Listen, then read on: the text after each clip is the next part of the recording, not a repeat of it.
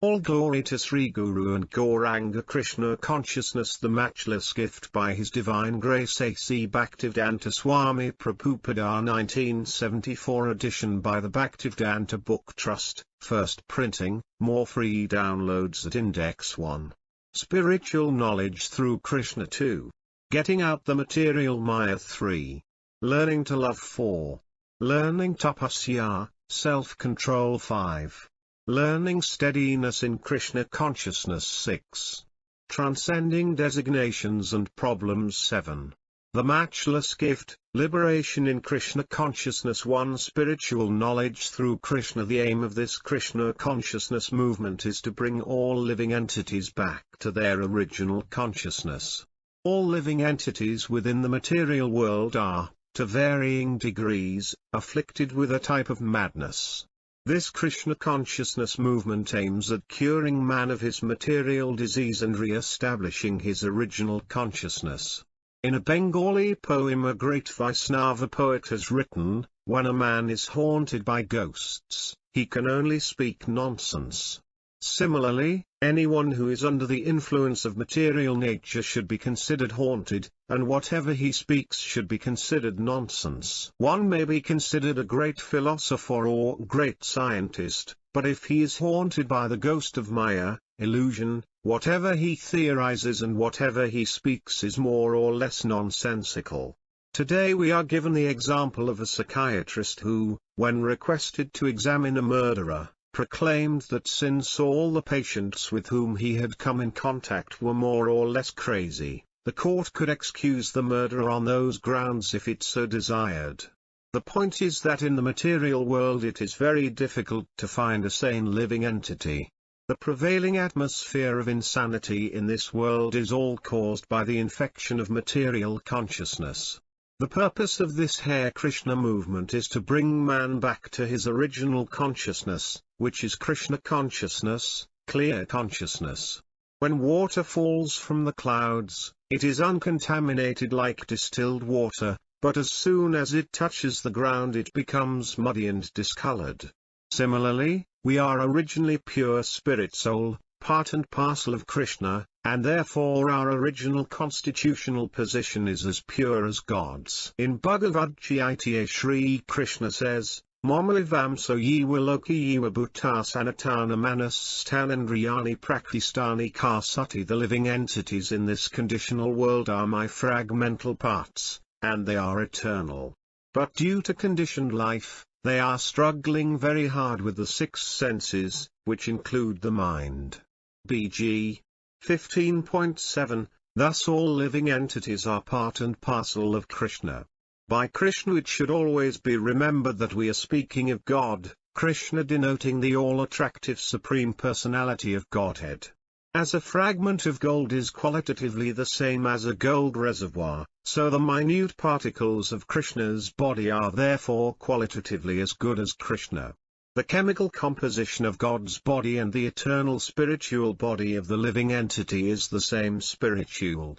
Thus originally, in our uncontaminated condition, we possessed a form as good as God's, but just as rain falls to the ground, so we come in contact with this material world, which is manipulated by the external material energy of Krishna. When we speak of external energy or material nature, the question may be raised, whose energy?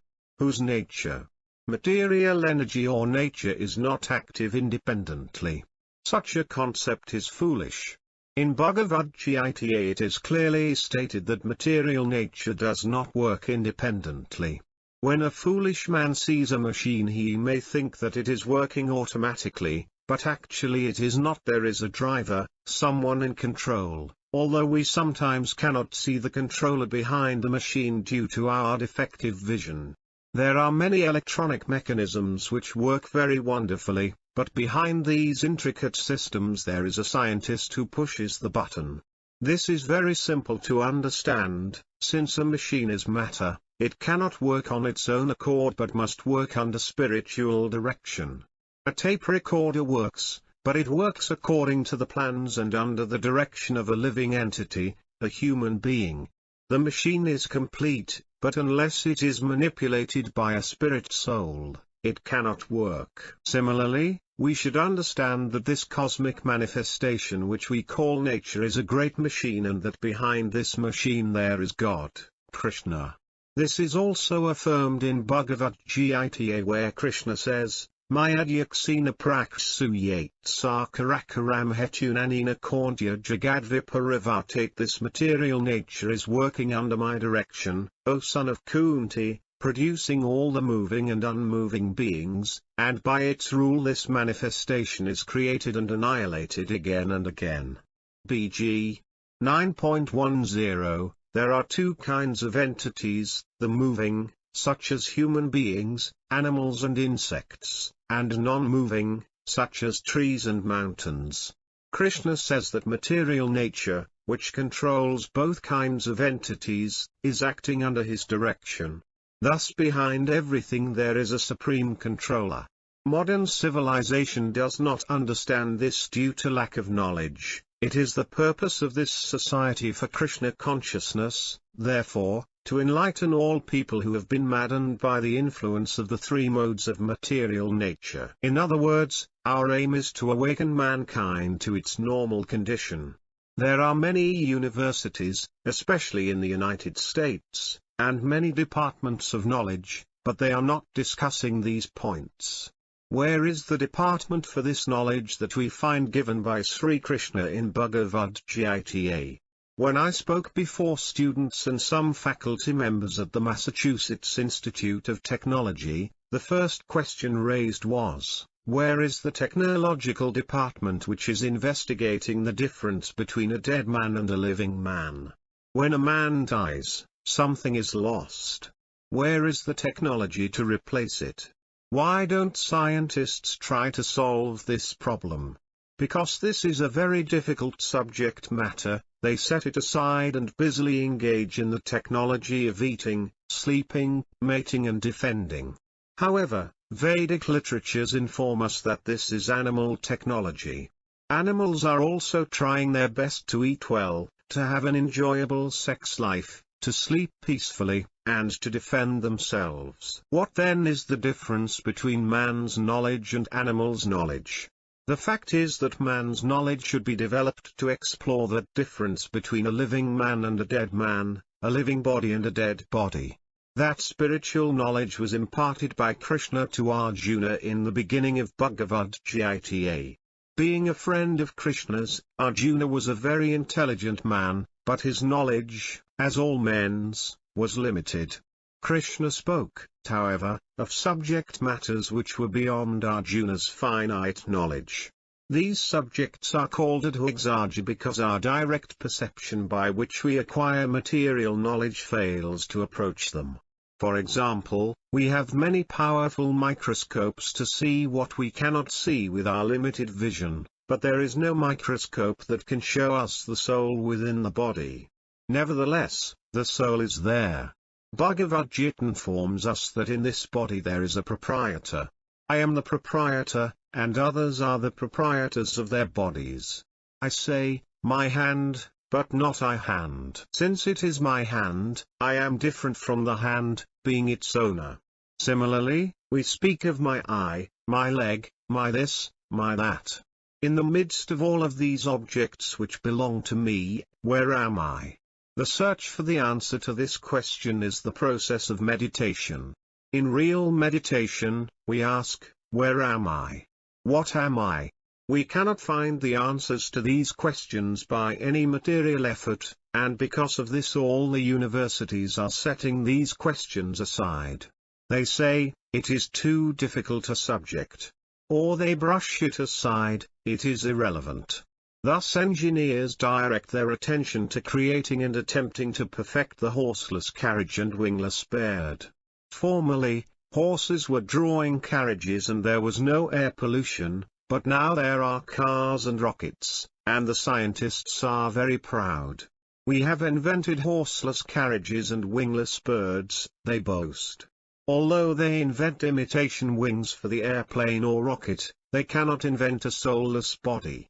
When they are able to actually do this, they will deserve credit. But such an attempt would necessarily be frustrated, for we know that there is no machine that can work without a spirit soul behind it. Even the most complicated computers need trained men to handle them. Similarly, we should know that this great machine, which is known as the cosmic manifestation, is manipulated by a supreme spirit. That is Krishna. Scientists are searching for the ultimate cause or the ultimate controller of this material universe and are postulating different theories and proposals, but the real means for knowledge is very easy and perfect. We need only hear from the perfect person, Krishna.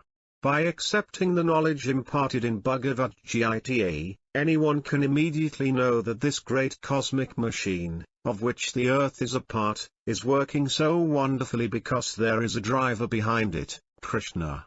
Our process of knowledge is very easy. Krishna's instruction, Bhagavad Gita, is the principal book of knowledge given by the Adipurusa himself, the supreme primeval person, the supreme personality of Godhead. He is indeed the perfect person. It may be argued that although we have accepted him as a perfect person, there are many others who do not. But one should not think that this acceptance is whimsical. He is accepted as the perfect person on the evidence of many authorities. We do not accept Krishna as perfect simply on the basis of our whims or sentiments. No, Krishna is accepted as God by many Vedic authorities like Vyasadeva, the author of all Vedic literatures. The treasure house of knowledge is contained in the Vedas, and their author, Vyasadeva, accepts Krishna as the Supreme Personality of Godhead, and Vyasadeva's spiritual master, Narada, also accepts Krishna as such. Narada's spiritual master, Brahma, accepts Krishna not only as the Supreme Person but the Supreme Controller as well. Isvara Paramakrishna, the Supreme Controller is Krishna. There is no one in the creation who can claim that he is not controlled. Everyone, regardless of how important or powerful, has a controller over his head. Krishna, however, has no controller, therefore he is God. He is the controller of everyone, but there is no one superior to him, no one to control him, nor is there anyone equal to him, no one to share his platform of absolute control. This may sound very strange, for there are many so-called gods nowadays. Indeed, gods have become very cheap, being especially imported from India. People in other countries are fortunate that gods are not manufactured there, but in India gods are manufactured practically every day.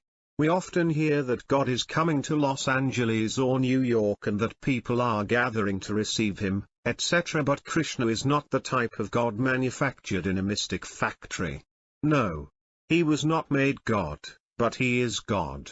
We should know then on the basis of authority that behind this gigantic material nature, the cosmic manifestation, there is God Krishna, and that he is accepted by all Vedic authorities. Acceptance of authority is not new for us, everyone accepts authority in some form or another. For education we go to a teacher or to a school or simply learn from our father and mother. They are all authorities, and our nature is to learn from them. In our childhood we asked, "Father, what is this?" And father would say, "This is a pen, these are spectacles, or this is a table." In this way from the very beginnings of life a child learns from his father and mother. He learns the names of things and the basic relations of one thing to another by questioning his parents. A good father and mother never cheat when their son inquires from them, they give exact and correct information. Similarly, if we get spiritual information from an authority and if the authority is not a cheater, then our knowledge is perfect. If we attempt to reach conclusions by dint of our own speculative powers, however, we are subject to fall into error. The process of induction, by which, reasoning from particular facts or individual cases, one can arrive at a general conclusion, is never a perfect process. Because we are limited and our experience is limited, it will always remain imperfect. If we receive information from the perfect source, Krishna, and if we repeat that information, then what we are speaking can also be accepted as perfect and authoritative. The process of parampara or disciplic succession is this very process of hearing from Krishna or from authorities who have accepted Krishna and repeating exactly what they have said. In Bhagavad Gita, Krishna recommends this process of knowledge, evam parampara praptmimam rajasaya vidya. This supreme science was thus received through the chain of disciplic succession, and the saintly kings understood it in that way. BG 4.2 Formerly knowledge was passed down by great saintly kings who were the authorities. In previous ages, however, these kings were great learned scholars and devotees, and because they were not ordinary men, the government which they headed worked very nicely. There are many instances in Vedic civilization of kings who attained perfection as devotees of God. For example, Dhruva Maharaja went to the forest to search out God, and by practice of severe penance and austerity found God within 6 months. Although he was only a 5-year-old prince with a very delicate body, he was successful because he followed the directions of his spiritual master, Narada. The first month Dhruva Maharaja was in the forest, he simply ate some fruits and vegetables once every 3 days and drank a little water every 6 days. He finally restricted his inhalation of air and stood for 6 months on one leg only. After he executed these severe austerities for half a year, God became manifest before him, eye to eye. It is not necessary for us to practice such severe austerities, but simply by following in the footsteps of Vedic authorities we also can see God eye to eye. This vision of God is the perfection of life. The Krishna consciousness process is based on austerity, but it is not very difficult. There are restrictions governing eating and sex life. Only prasadam, food first offered to Krishna, is taken, and sex is restricted to married life, and there are other regulations which facilitate and foster spiritual realization. It is not possible in these days to imitate Dhruva Maharaja, but by following certain basic Vedic principles, we can make advancement in spiritual consciousness, Krishna consciousness. As we advance, we become perfect in knowledge. What is the use in becoming a scientist or a philosopher if we cannot say what our next life will be?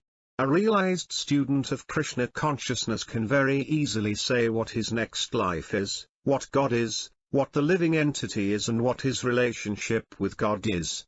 His knowledge is perfect because it is coming from perfect books of knowledge such as Bhagavad Gita and Srimad Bhagavatam. This, then, is the process of Krishna consciousness. It is very easy, and anyone can adopt it and make his life perfect. If someone says, "I'm not educated at all, and I cannot read books," he is still not disqualified. He can still perfect his life by simply chanting the Maha Mantra, Hare Krishna, Krishna Krishna, Hare Rama, Rama Rama, Hare. Krishna has given us a tongue and 2 ears, and we may be surprised to know that Krishna is realized through the ears and tongue, not through the eyes. By hearing his message, we learn to control the tongue, and after the tongue is controlled, the other senses follow.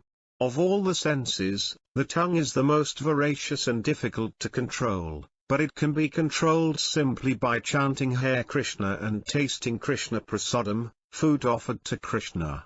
We cannot understand Krishna by sensual perception or by speculation.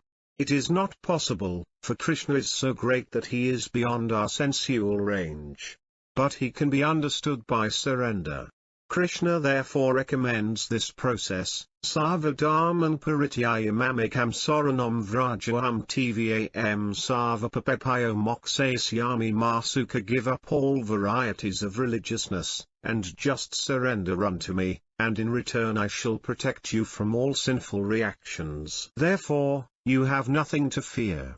BG 18.66 Unfortunately, our disease is that we are rebellious, we automatically resist authority. Yet although we say that we don't want authority, nature is so strong that it forces authority upon us. We are forced to accept the authority of nature. What can be more pathetic than a man who claims to answer to no authority but who follows his senses blindly wherever they lead him? Our false claim to independence is simply foolishness. We are all under authority, yet we say that we don't want authority. This is called Maya, illusion. We do, however, have a certain independence. We can choose to be under the authority of our senses or the authority of Krishna. The best and ultimate authority is Krishna, for he is our eternal well-wisher, and he always speaks for our benefit. Since we have to accept some authority, why not accept his? Simply by hearing of his glories from Bhagavad Gita and Srimad Bhagavatam and by chanting his names, Hare Krishna, we can swiftly perfect our lives. To getting out the material Maya, our subject matter is most sublime, the glorification of the holy name of God. This subject was discussed by Maharaja Pariksit and Sukadeva Goswami, who noted that a Brahmana, who was very fallen and addicted to all kinds of sinful activities, was saved simply by chanting the holy names of Krishna. This is found in the 6th canto of Srimad Bhagavatam, an epic work by Vyasadeva describing the pastimes of Lord Krishna and elaborating on the philosophy of Krishna consciousness. In the 5th canto of Srimad Bhagavatam, the universal planetary systems are very fully explained.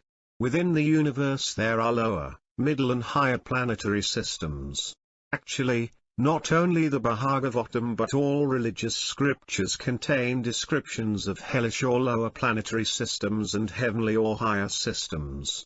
Srimad Bhagavatam gives evidence of where these planets are and indicates how far they are from this planet, just as astronomers have calculated how far the moon and other heavenly bodies are from Earth. Similarly, the Bhagavatam contains descriptions of the various planets. Even on this planet we experience different climatic conditions. In temperate countries such as the United States, the climate is different from that of a tropical country like India. Just as there are environmental differences on this planet, there are other planets which have far different atmospheres and environments. After hearing a description of such planets from Sukadeva Goswami, Pariksit Maharaja said, Adhaniya Mahabhaga Yathiva Narakannarananograyatan Yatan me Vyagyata sir, I have heard from you about the hellish planets. Men who are very sinful are sent to those planets. Bhag 6.1.6, Pariksit Maharaja was a Vaisnava, devotee, and a Vaisnava always feels compassion for others' distress. For instance, when Lord Jesus Christ appeared, he was greatly aggrieved by the miserable conditions of the people. Regardless of the country or sect to which they belong, all Vaisnavas or devotees, any people who are God-conscious or Krishna-conscious, are thus compassionate. Therefore to blaspheme a Vaisnava, a preacher of God's glories, is a great offense. Krishna never tolerates offenses committed at the lotus feet of a pure Vaisnava. A Vaisnava, however, is always ready to forgive such offenses. Kambudi, a Vaisnava is an ocean of mercy. Vanke Kalpataru, everyone has desires, but a Vaisnava can fulfill all desires. Kalpataru refers to a tree in the spiritual world which is called a wish-fulfilling tree. In this material world a particular type of fruit can only be gotten from a particular type of tree, but in Krishnalika, as well as in all the other planets in the spiritual sky, all the trees are spiritual and will yield whatever one desires. That is described in the Brahma Samhita, Sintamani Prakara Sadmasu Kalpavaksa. A pure Vaisnava is compared to such a wish-fulfilling tree, for he can bestow a matchless gift upon a sincere disciple Krishna consciousness. A Vaisnava is addressed as Mahabhaga, which means fortunate. One who becomes a Vaisnava and is God-conscious is understood to be greatly fortunate. Lord Chaitanya Mahaprabhu, the chief exponent of Krishna consciousness in this age, has explained that the living entities in various planetary systems all over the universe are rotating in different species of life. A living entity can go wherever he likes, to heaven or to hell, simply by preparing himself for either place. There are many heavenly planets, many hellish planets, and many species of life. Padma Purana estimates the species of life to be 8,400,000, and the living entity is rotating or wandering through these species and creating bodies according to his mentality in his present life. As you sow, so shall you reap, is the law that governs here. Chaitanya Mahaprabhu says that out of these numberless living entities who are transmigrating in the material world, one may be fortunate enough to take to Krishna consciousness. Krishna consciousness is being distributed freely everywhere, yet not everyone takes to it, especially in this age of Kali. Because of this, Srimad Bhagavatam characterizes people in the age of Kali as unfortunate. Therefore Chaitanya Mahaprabhu says that only those who are fortunate take to this Krishna consciousness and thus attain a pleasant and blissful life of knowledge. It is the duty of a Vaishnava to go from door to try to get unfortunate people to accept good fortune. A Vaishnava thinks, how can these people be delivered from their hellish life? That was also Maharaja Parikshit's inquiry. Sir, he said, you have described that because of one's sinful activities he is put into a hellish condition of life or in a hellish planetary system. Now, what are the methods by which such a person can be saved? This is a very important question. When a Vaishnava comes, when God himself comes, or when God's sons or his very confidential devotees come, their only mission is to save sinful men who are suffering. They have knowledge of how to do this. When Prahlada Maharaja met Lord Sivadeva, he said, Naivodvaye paraduratayi vataranyas tviyadvarya gayana mahamrita magnasita sostata vimukasitesu indriyathamaya sukhaya bhamudvahato vimudan. Bhag. The 7th of September 1943, my dear Lord, Prahlada began, I am not very anxious for my own deliverance. At this point we may contrast this attitude with that of the Mayavadi philosophers who are very careful that their personal salvation is never interrupted. They often think, if I go to preach and associate with other, I may fall down, and my realization will be finished. Therefore they do not come forward to preach. Only the Vaisnavas come, even at the risk of fall down, but they do not fall down. A Vaisnava is even willing to go to hell to deliver conditioned souls. This is also Prahlada Maharaja's mission. He went on to say, I am not very anxious about living in this material world. I have no anxiety for myself because somehow or other I have been trained to be Krishna conscious always. Because Prahlada was Krishna conscious, he was confident that in his next life he was going to Krishna. It is stated in Bhagavad Gita that if one executes the regulated principles of Krishna consciousness carefully, it is certain that he will reach the supreme destination in his next life. Prahlada Maharaja continues, there is only one source of anxiety for me. I am anxious for those who are not Krishna conscious. For myself I have no anxiety, but I am thinking of them. And why aren't people Krishna conscious? Maya sukhaya bhamudvahato vimudan. The rascals have created a humbug civilization for temporary happiness. Maya sukhaya. Actually this is a fact. We have succeeded in creating a humbug civilization. Every year so many cars are being manufactured, and for that purpose so many roads have to be excavated, prepared and repaired. This creates problems after problems, and therefore it is Maya sukhaya, illusory happiness. We are trying to manufacture some way to be happy, but we only succeed in creating other problems.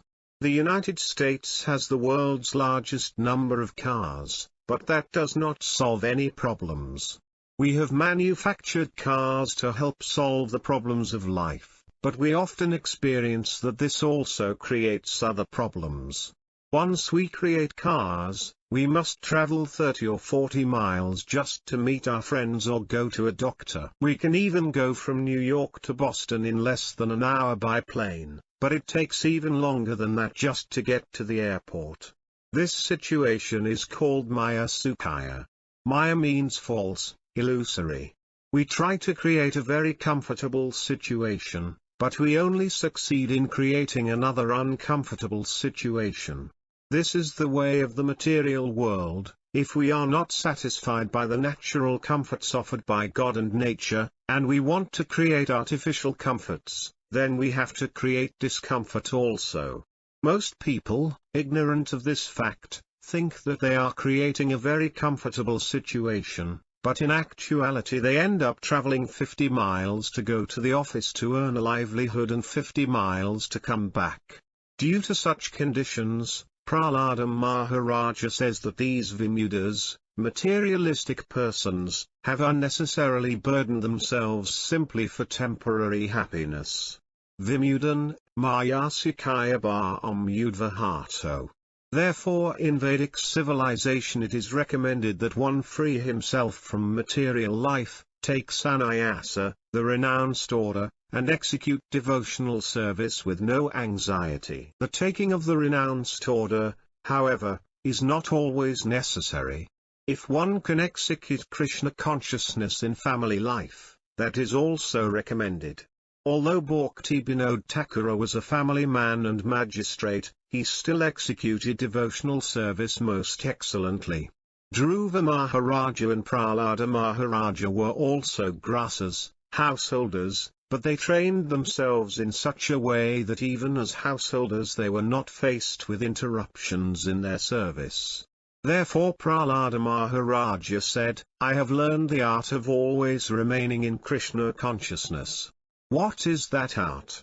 Tvidvayaganamahamritamagnesita, simply glorifying the victorious activities and pastimes of the Lord. The word Vaya means very heroic. By reading Srimad Bhagavatam, we can come to understand that Krishna's activities, his fame, his associates and everything else about him are all heroic. In this connection, Prahlāda Maharaja said, I am certain that wherever I go, I can glorify your heroic activities and be saved. There is no question of my falling down, but I am simply anxious for those who have created a type of civilization in which they are always busy working hard. I am thinking of them. Prahlāda further says, Pranadeva Munayasvavimukti Kamamornam Karanti Vijanapa Arthanisanitan Vyayakhanan Vimamuksuiko Nanyam Kvadasaya Soranam Brahmato Napasai. My dear Lord, there are many saintly persons and sages who are very interested in their own liberation. They live in solitary places like the Himalayan mountains, they do not talk to anyone, and they are always afraid of mixing with ordinary people in the cities and becoming disturbed or maybe even falling down. They think, better let me save myself. I regret that these great saintly persons do not come to the cities where people have manufactured a civilization based on constant hard work. Such saints are not very compassionate, but I am anxious for these fallen people who are unnecessarily working so hard simply for the gratification of the senses. Bhag. The 7th of September 1944, even if there was some point in working that hard, such people do not know what it is. All they know is the sex urge and the brothels that gratify this urge. However, Prahlāda Maharaja has compassion for such people. Nitan Vyayakhanan Vimamuksuiko. My Lord, I do not need salvation alone. Unless I take all these fools with me, I shall not go. Thus he refused to go into the kingdom of God without taking all the fallen souls with him. This is a Vaisnava. Nanyam Tvadasaya Soranam Brahmato Napasai. I simply want to teach them how to surrender unto you. That's all. That is my goal. Surrender is thus emphasized because a Vaisnava knows that as soon as he surrenders, the path is clear. Naivodvaye paradurati vataranyas vidvayagaya namahamta magnasita somehow or other, let them all bow down before Krishna. This is a very simple method. All one has to do is bow down before Krishna with faith and say, "My Lord Krishna, I was forgetful of you for so long, for so many lives. Now I have come to consciousness of you. Please accept me." That is all. If one simply learns this technique and sincerely surrenders himself to the Lord, his path is immediately opened. This is the aim of a real Vaishnava. A Vaishnava is always thinking about how the fallen conditioned souls can be delivered and is always involved in making plans to do so.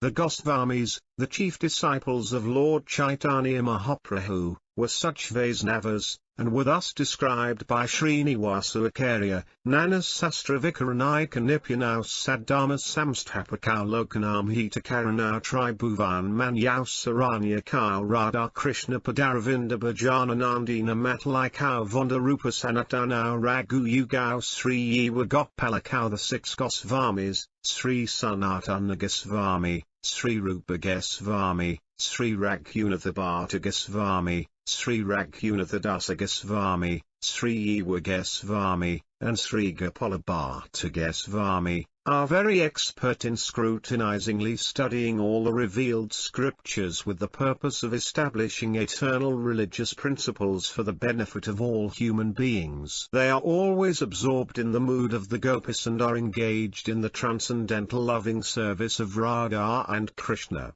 With similar Vaishnava compassion, Pariksit Maharaja told Sukadeva Gosvami, "You have just described the different types of hellish life. Now, tell me how those who are suffering can be delivered.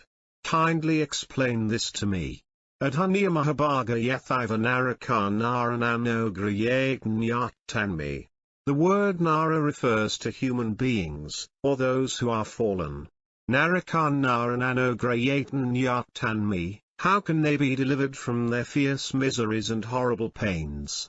That is typical of a Vaishnava heart. Maharaja Pariksit also said, somehow or other they have fallen down to a hellish life, but that does not mean that they should remain in that condition. There must be some means by which they can be delivered, so kindly explain those means. Sukadeva Gosvami replied, "Na sedihava pasitim yatham asaktasayaka in mana yukti panabhydruvam savai pritaya narakanapati kirtitami bhavatas tigma yetana." Yes, I have already described various hellish conditions typical of a severe and painful life. The point is that one has to counteract such a life. Bhag 6.1.7, how can this be done? There are various ways in which sinful activities can be committed. One is by the mind. If a person thinks of committing some sinful activity and thus makes a plan, "I shall kill that man," that is also considered to be sinful. When the mind is thinking, feeling and willing, then there is action. In certain areas of the United States, a dog owner is responsible according to law if his dog barks at someone passing on the road. Although the dog simply barks, the owner is held responsible. The dog is not responsible because it is an animal, but because the owner of the animal has made the dog his best friend, he is responsible by law. Similarly, just as the barking of a dog may be considered unlawful, offensive speech may also be considered sinful, for it is just like barking. The point is that sinful activities can be committed in so many ways. One may think of them, or one may speak sinfully, or one may actually commit a sin. In any case, they are all considered sinful activities. Dhruvam savai pritaya narakanapati, one has to suffer punishment for such activities.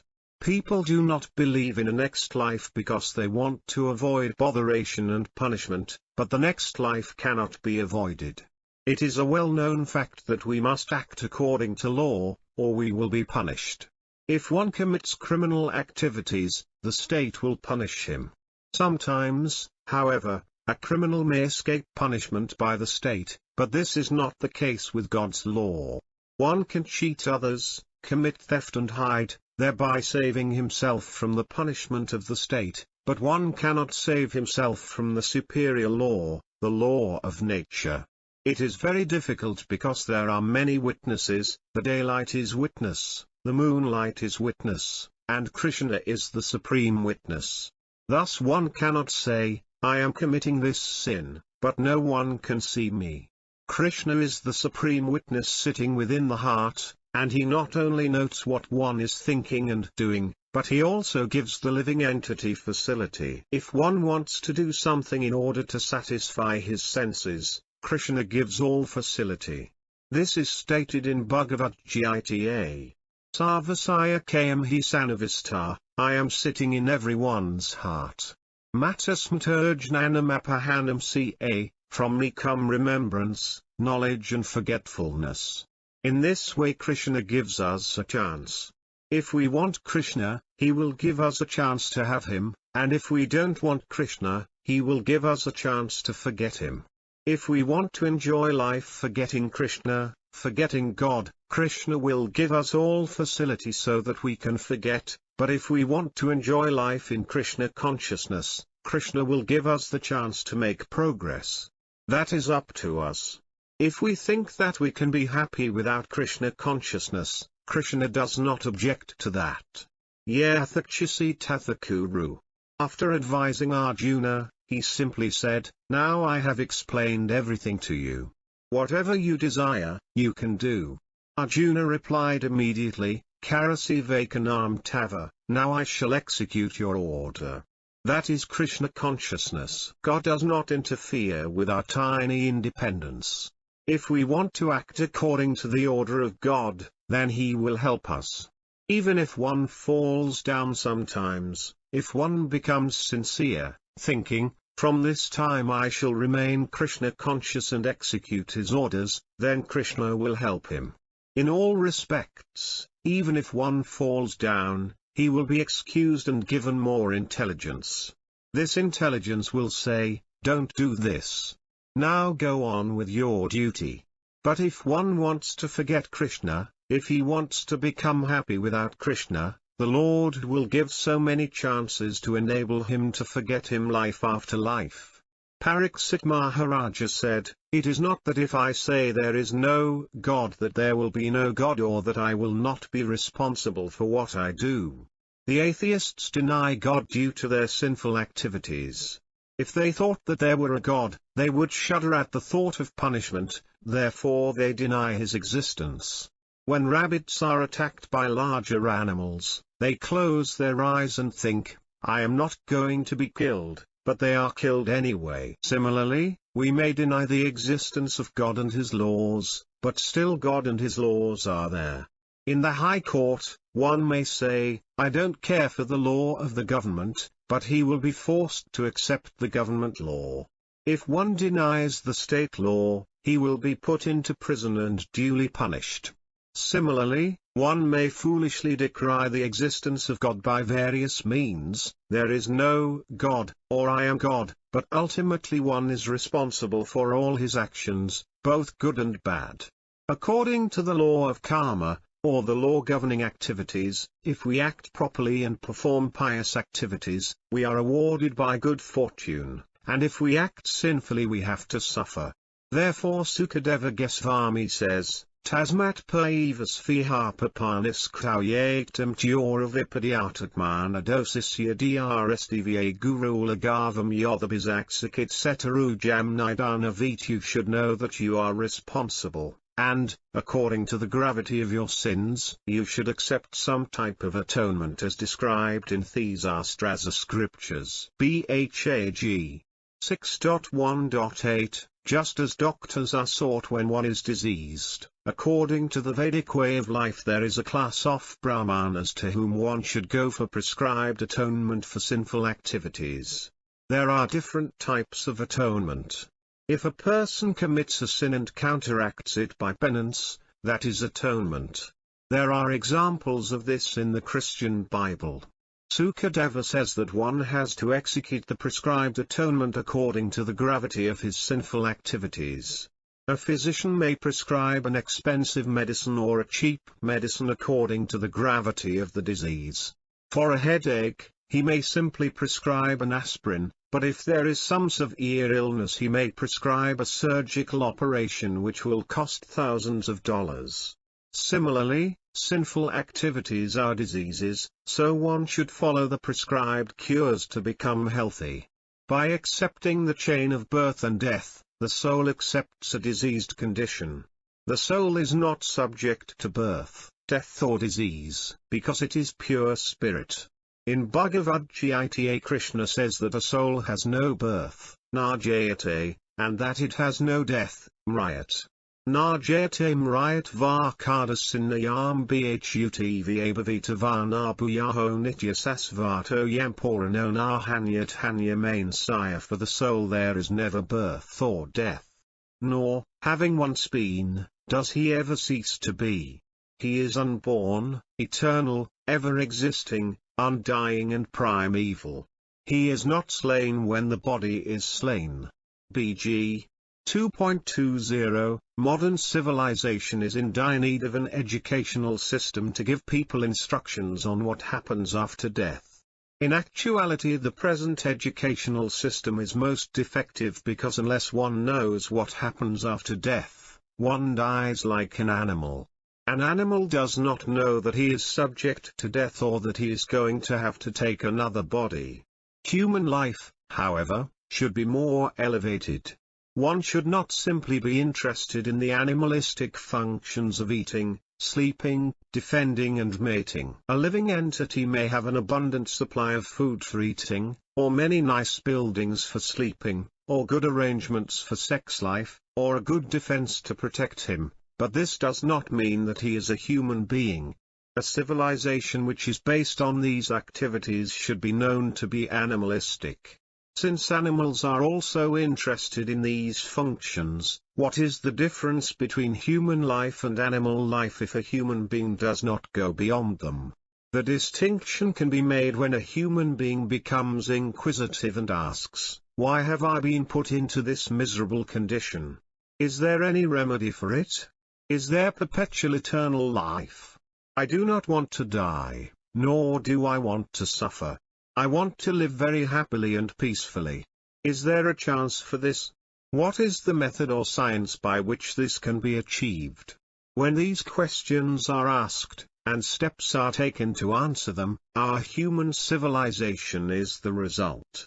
If the questions never arise, then that civilization should be known as animalistic. Animals and animalistic human beings are simply interested in continuing the process of eating, sleeping, mating and defending, but in actuality this process is forced to break down. The fact is that there is no real defense because no one can protect himself from the hands of cruel death. For instance, Hiranyakasipu, who wanted to live forever, underwent severe austerities, but he was foiled in the end by the Lord himself in the form of a lion man, Nsivadeva, who killed Hiranyakasipu with his claws.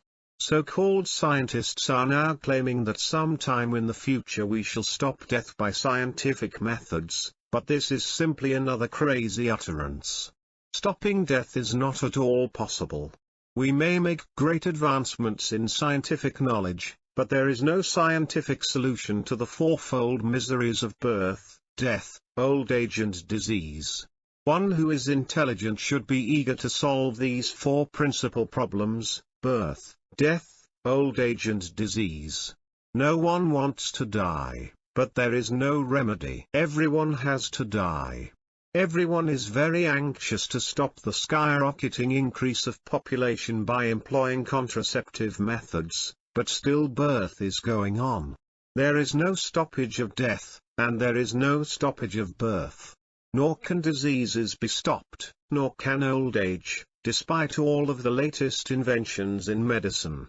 One might think that he has solved all the problems of his life, but where is the solution to these four problems of birth, death, old age and disease? That solution is Krishna consciousness. Every one of us is giving up his body at every moment, and the last phase of giving up this body is called death. But Krishna also says, Janmakama Ami Divyam Yoveti Tafvatar Tyaktva Puna Janmanati Mamiti Sojana. One who knows the transcendental nature of my appearance and activities does not, upon leaving the body, take his birth again in this material world, but attains my eternal abode, O Arjuna. BG 4.9 What happens to such a person? Mamiti, he returns to Krishna. If we are to go to Krishna, we must prepare a spiritual body. That preparation is the process of Krishna consciousness. If one keeps himself in Krishna consciousness, he gradually prepares his next body, a spiritual body, which will carry him immediately to Knalika, Krishna's abode, and he will become happy living there perpetually and blissfully. 3. Learning to love contamination from sinful activity requires proportionate atonement. That is the prescription of the scriptures. Sukadeva Goswami says that if one accepts atonement before death, in his next life he will not fall down. If he does not atone, he will carry with him the resultant reactions of his sinful activities and will have to suffer. According to law, if a man kills someone he must himself be killed. The idea of a life for a life is not a very new concept but can be found in the Manu Samhita, the Vedic law book for mankind, where it is stated that when a king hangs the murderer is actually benefited, for if he is not killed, he will carry the reaction for his murder and will have to suffer in so many ways. The laws of nature are very subtle and are very diligently administered, although people do not know it. In the Manu Samhita the concept of a life for a life is sanctioned, and it is actually observed throughout the world. Similarly, there are other laws which state that one cannot even kill an ant without being responsible. Since we cannot create, we have no right to kill any living entity, and therefore man-made laws that distinguish between killing a man and killing an animal are imperfect. Although there are imperfections in man-made laws, there cannot be defects in the laws of God. According to the laws of God, killing an animal is as punishable as killing a man. Those who draw distinctions between the two are concocting their own laws.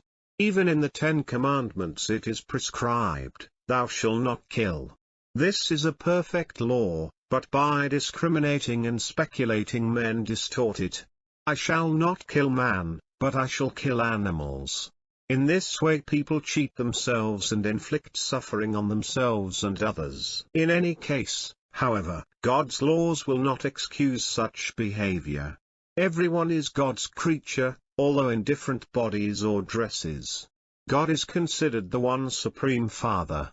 A father may have many children, and some may be intelligent and others not very intelligent, but if an intelligent son tells his father, "My brother is not very intelligent, let me kill him," will the father agree?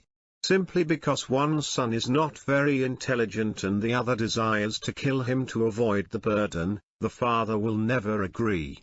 Similarly, if God is the Supreme Father, why should he sanction the killing of animals who are also his sons?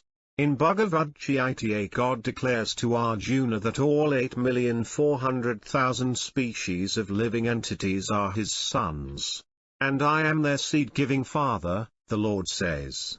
Just as in ordinary material procreation the father gives the seed and the mother develops the body by supplying the necessary blood to the embryo, similarly, the living entities, parts and parcels of the Supreme Father, are impregnated by the Lord in material nature. The dimension of the spirit soul is very minute and is given in the scriptures as Kesagra, 1/10,000th the portion of the tip of a hair.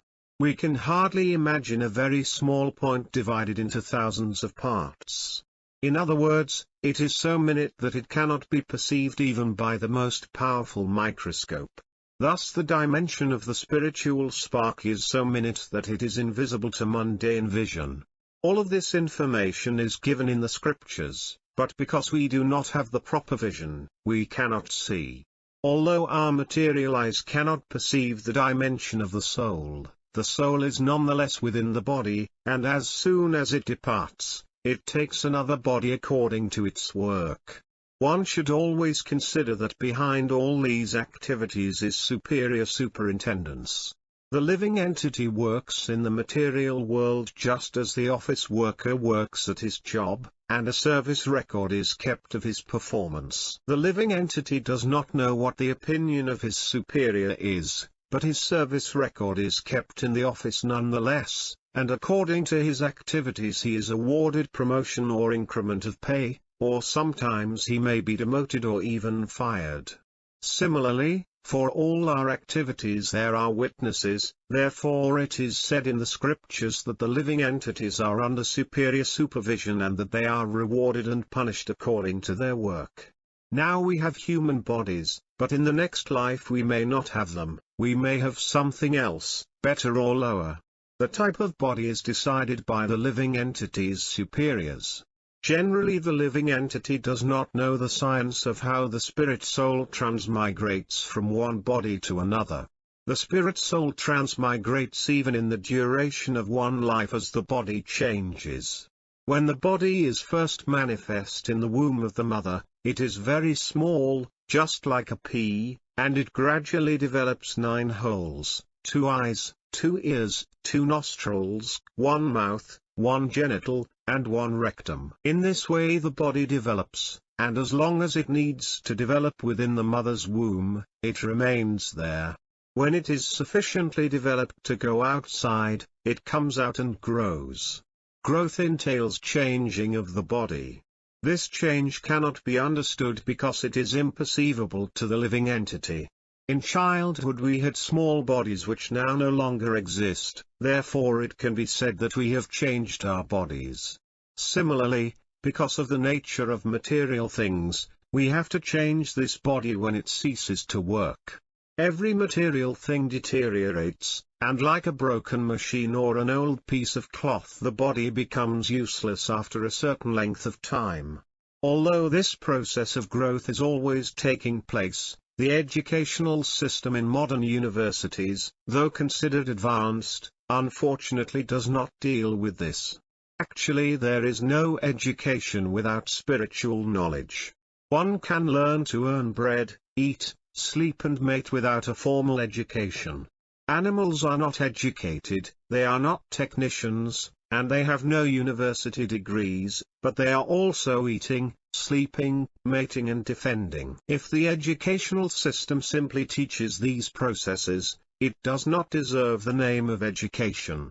Real education enables us to understand what we are. As long as man does not develop his consciousness by understanding the truth of the self, all of his actions will be performed in the mode of ignorance. A human life is meant for victory over the laws of material nature. Actually, we are all trying to attain that victory in order to counteract the onslaught of material nature. The ultimate victory is to conquer birth, death, disease and old age, but we have neglected this important point. If the educational system dealt with the proper utilization of what God is supplying, it would improve. All the fruits and grains we eat are given by God, who supplies food to all living entities. In Srimad Bhagavatam it is stated, Jivo Jivasaya Jivanam, one living entity is food for another. Bhag. The 13th of January 1947, animals without hands are food for animals with hands, such as ourselves. Animals with no legs are food for animals with 4 legs. Grass is a living entity, but it has no legs with which to move, and thus it is eaten by cows and other animals. Such non-moving entities are food for moving animals, and in this way the world is in a constant struggle between exploiters and exploited. The weaker is exploited by the stronger, this is nature's law. Traditionally, Vaisnavas, or devotees of Krishna, do not eat meat. This is not just for the sake of vegetarianism, but for the furtherance of God consciousness. In order to become God conscious, one must follow some rules and regulations. Of course one has to eat, but the proposal is that one should eat remnants of foodstuffs that are offered to Krishna. This is also the philosophy of Bhagavad Gita, wherein Krishna says, Patram puspam phalam toyam yomi bhaktya praya karti tadaham bhaktya partamasnami praya tatmana. If one offers me with love and devotion a leaf, a flower, fruit or water, I will accept it. BG 9.26. It is not that Krishna is hungry and is begging food from us. The purpose of this offering is to create a loving transaction. Krishna wants this transaction: you love me, and I love you. As God, Krishna's energy creates and sustains everything, so why should he beg a leaf, a fruit and a little water from us? He will be very pleased, however, if we offer him a piece of fruit, a leaf and water with love, saying, Krishna, I am so poor that I cannot secure anything. I have secured this fruit and a leaf. Kindly accept them. Such an offering would make Krishna very glad. If he eats what we offer, our life will be successful, for we will actually make friends with Krishna. Fruit, flowers and water can be secured practically in any part of the world by any man, poor or rich, and can be offered. We should remember then that it is not vegetarianism which is important, nor is it that God is in need of anything. The important point is that we simply have to try to learn how to love Krishna. Love begins with this give and take. We give something to our lover, he gives something to us, and in this way love develops. When we create any loving transaction with any boy or girl, man or woman, we give and take. Thus Krishna is teaching us how to give and take. Krishna is begging us, try to love me. Learn how to love me. Offer something to me. Sir, we may say, I have nothing to give you. Oh, you cannot collect a piece of fruit, a flower, a leaf or a little water? Oh yes, why not? Anyone can collect this. This then is the method of Krishna consciousness which allows one to make friends with Krishna. We can enter into any number of relationships with Krishna. We can become a direct servant of Krishna, or in the highest stages we can become Krishna's father, mother or lover. Krishna is prepared to establish a loving relationship with all living entities. In actuality this relationship is already there because he is the Supreme Father and we are his parts and parcels. Because the Son is part of the body of the Father, the relationship between them cannot be broken. It may be forgotten for some time, but as soon as one recognizes his father or son, immediately affection develops. Similarly, we are eternally related to Krishna, but at the present moment this relationship is simply forgotten or suppressed. Consequently, we think that we have no relationship with Krishna, but this is not a fact. Because we are integral with him, because we are part and parcel of him, our relationship with him is eternal. That relationship simply has to be revived, and that revival is this process of Krishna consciousness. At present we are under the sway of a different consciousness. One person is thinking that he is Indian, another is thinking that he is American, and someone else is thinking, I am this, or I am that. In this way we create so many artificial identities, but our actual identity should be, I am Krishna's. When we think in this way, we are thinking in Krishna consciousness. Only in this way can universal love among all living entities be established. Krishna is related to everyone as Eternal Father, and consequently when we establish a Krishna-conscious relationship, we become related to everyone. When one marries, he automatically establishes a relationship with the spouse's family. Similarly, if we re-establish our original relationship with Krishna, we will establish our true relationship with everyone else. That is the ground for real universal love. Universal love is artificial and cannot endure unless we establish our relationship with the center.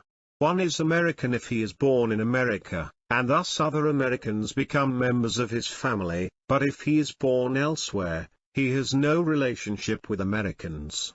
On the mundane platform all relationships are relative. Our relationship with Krishna, however, is eternal and not subject to time and circumstance. When we re-establish our relationship with Krishna, the questions of universal brotherhood, justice, peace and prosperity will be answered.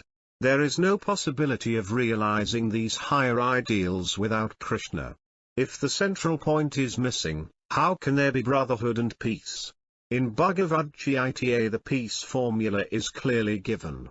We have to understand that Krishna is the only enjoyer. The consciousness of this is developed in a Krishna-conscious temple where the central point of all activities is Krishna.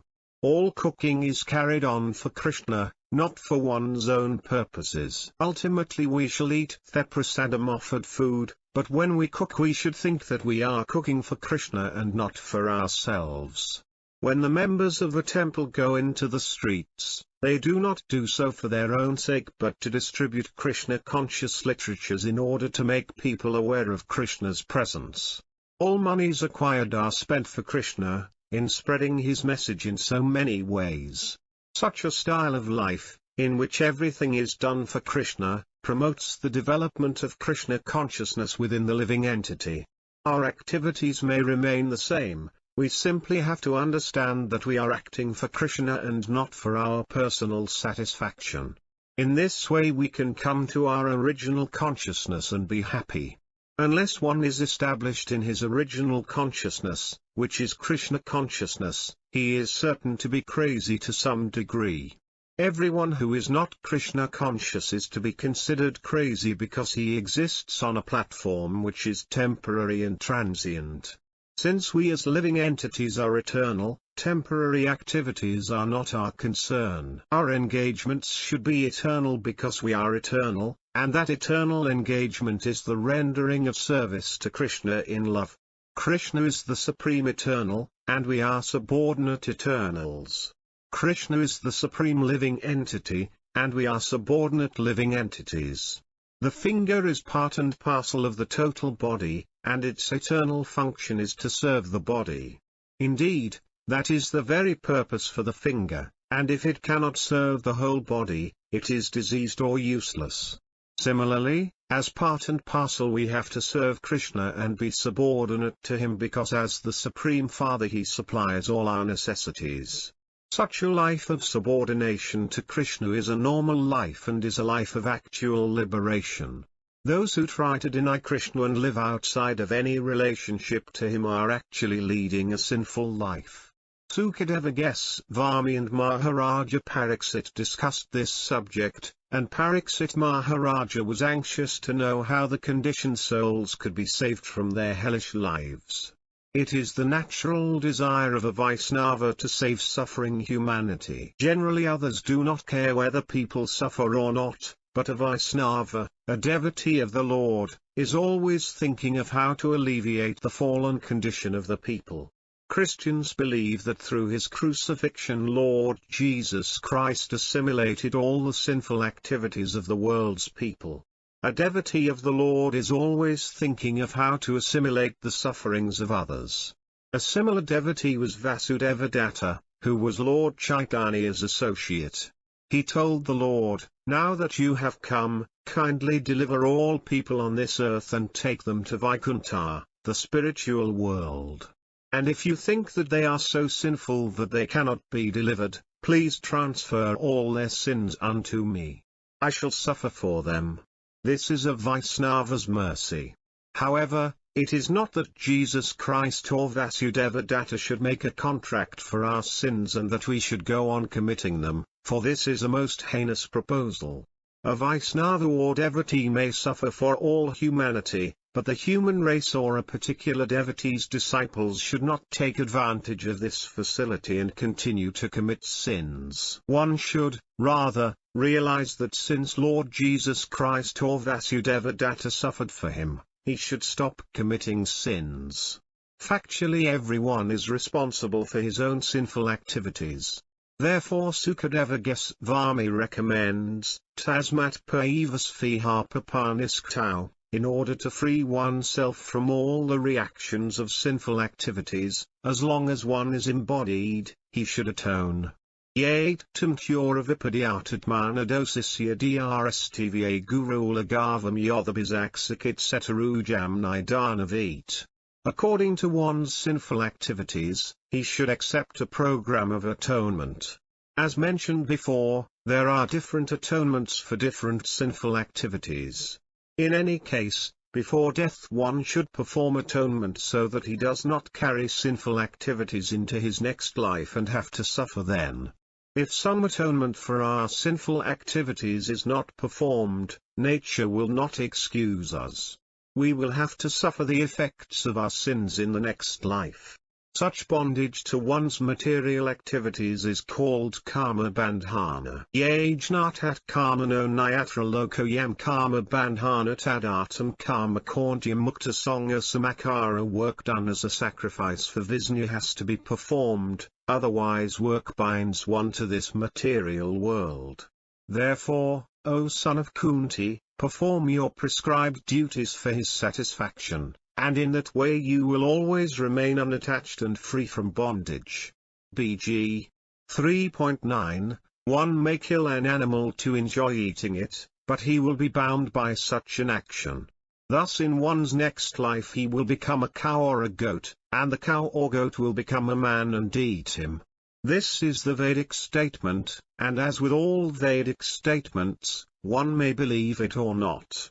Unfortunately, at present people are educated in such a way that they do not believe in the next life. Indeed, it seems that the more educated one becomes, the less he believes in God, in God's law, in the next life and in sinful and pious activities.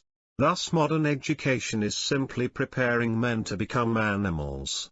If there is no education to teach a human being what he is and whether or not he is this body, he remains no better than an ass. An ass also thinks, I am this body, as do other animals. Thus if a man thinks in the same way, how is he different from any other animal? Srimad Bhagavatam states, Yasyat mabuddhikun aptridhatyuksvadhih kalatradisubormarayadyatyata buddhisalil narkahisht janas fabhajnasusar eva gokara. For one who accepts the body, which is made of three elements, as his self, who has an affinity for intimate bodily relationships with his wife and children, who considers his land worshipable and who accepts the waters of holy places of pilgrimage but does not take advantage of the knowledge of the saintly persons there, is to be considered to be in illusion and no better than an ass or a cow. Bhag 10.84. 13. According to Ayurveda, the material body is composed of three elements, kapha pitta vata mucus, bile and air. Within the body there is complex machinery which transforms food into liquid. There are so many complicated bodily processes going on, but what do we know of them? We say, this is my body, but what do we know about this body? Some people even claim, I am God, but they do not even know what is going on within their own bodies. The body is a bag of stool, urine, blood and bones. If one believes that intelligence comes out of stool, urine, blood and bones, he is a fool. Can we create intelligence by mixing stool, urine, bones and blood? Nonetheless people still think, I am this body. Therefore the scriptures say that whoever accepts this body as the self and accepts the bodily relations of wife, children and family as his own, is illusioned. The word kalatra means wife, and adi means beginning. Because a man feels alone, he accepts a wife, and immediately there are children and then grandchildren. In this way there is expansion. Stri means that which expands, so kalatradisu means expansions of the self, beginning from the wife. The word Burma refers to the land of one's birth, which the ignorant consider worshipable, Ayadhih. People are willing to give up their lives for the land where they were born, but they do not know that land, body, wife, children, country and society really have nothing to do with them. We are spirit soul, Brahmasmi. This is realization of knowledge, and when we come to this point of knowledge, we become happy. Brahma bhuta prasanatmana sokati narkanksati sama sarvasubhutsumad bhaktim labhate parami. Who is transcendently situated at once realizes the Supreme Brahman. He never laments nor desires anything. he is equally disposed to all the living entities, and in that state he achieves pure devotional service unto me. BG 18.54. One immediately becomes jolly, Prasanatma, when he comes to understand I am spirit soul. I am Brahman. I am not this matter. The sign of this joy is that one no longer feels hankering and lamentation. Within this world everyone is subject to lamentation for that which is lost and hankering for that which must be gained, but real gain is to understand oneself and to know one's own identity. As long as we maintain the bodily conception of life, we have to abide by the laws of material nature as well as the laws of the state and all other laws. Thus this body is called conditional, because it is subject to different conditions. There are varieties of conditions, and regardless of the condition to which we are subjected, we are responsible.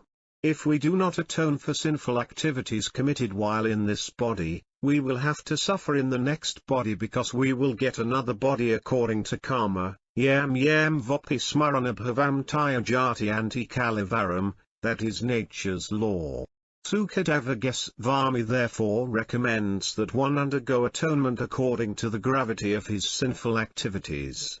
One must follow the methods of atonement prescribed in the sastras, otherwise there is no rescue.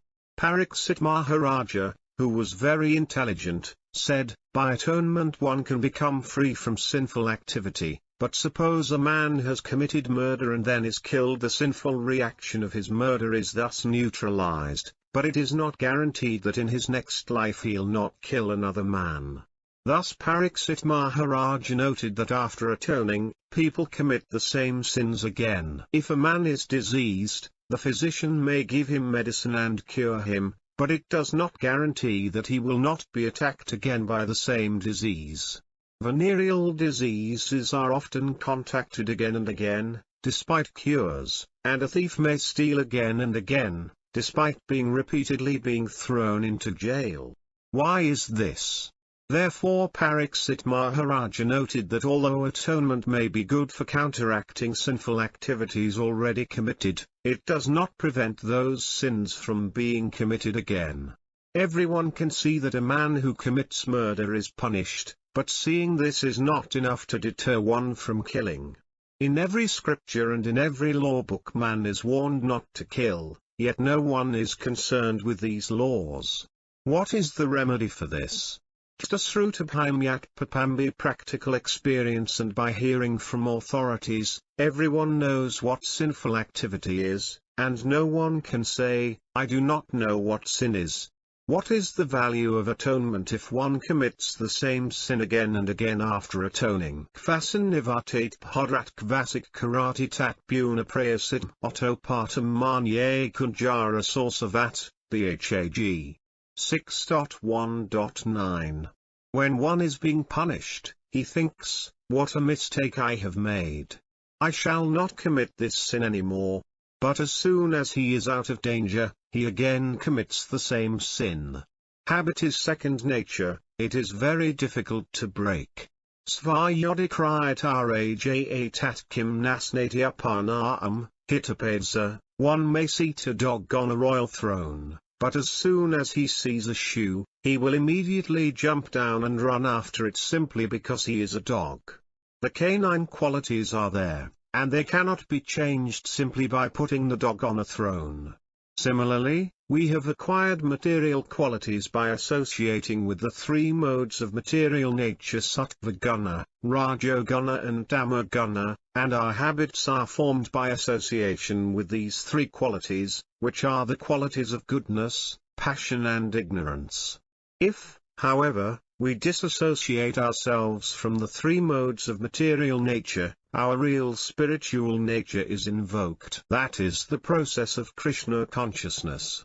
If one is Krishna conscious, there is no chance of his associating with the three modes of material nature, and when one is conscious of Krishna, one's spiritual nature is automatically invoked. That is the secret. Those who seriously follow the process of Krishna consciousness, though previously habituated to many undesirable things, are able to stay on a platform where there is no material contamination simply by virtue of practicing Krishna consciousness. Thus Krishna consciousness is an excellent medicine. Unless one comes to awareness of Krishna, the habits he forms in association with the three modes of material nature will continue, and he will not be able to change them. If one actually wants freedom from the repetition of birth and death, he must come to Krishna consciousness.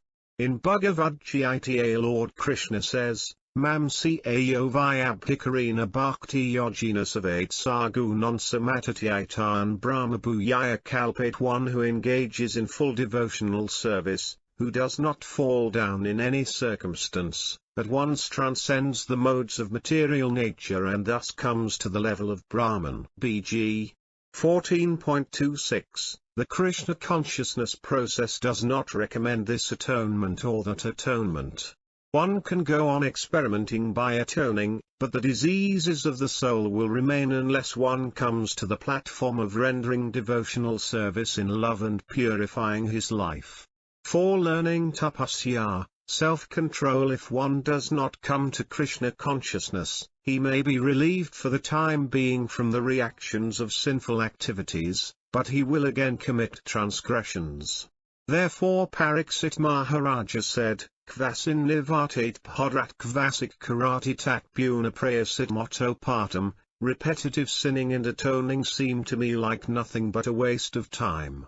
He gave the example of an elephant which cleanses his body thoroughly in a lake or reservoir, but as soon as he comes onto shore he takes dust and throws it all over his body and immediately becomes dirty again.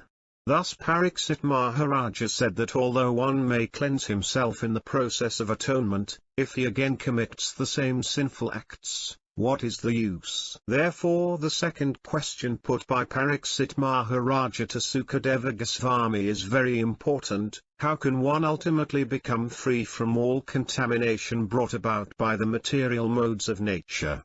If one cannot achieve liberation, what is the use of atonement?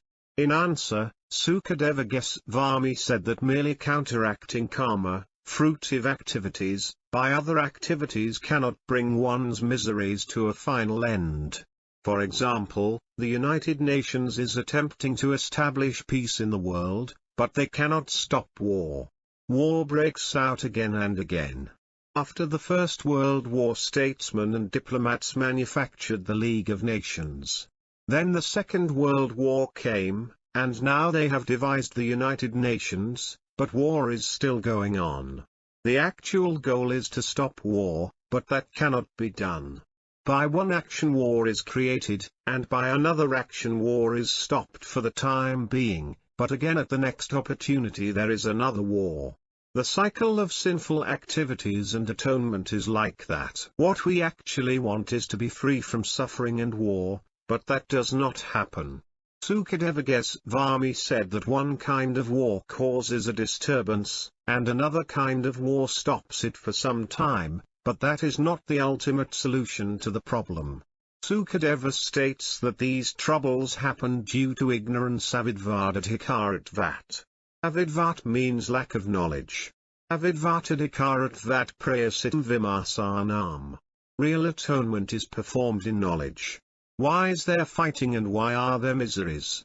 Unless these why questions, which in the Vedas are called Kena Upanishad, arise in one's mind, one is not fulfilling the proper function of his human life. These questions must arise: why am I suffering? Where from have I come?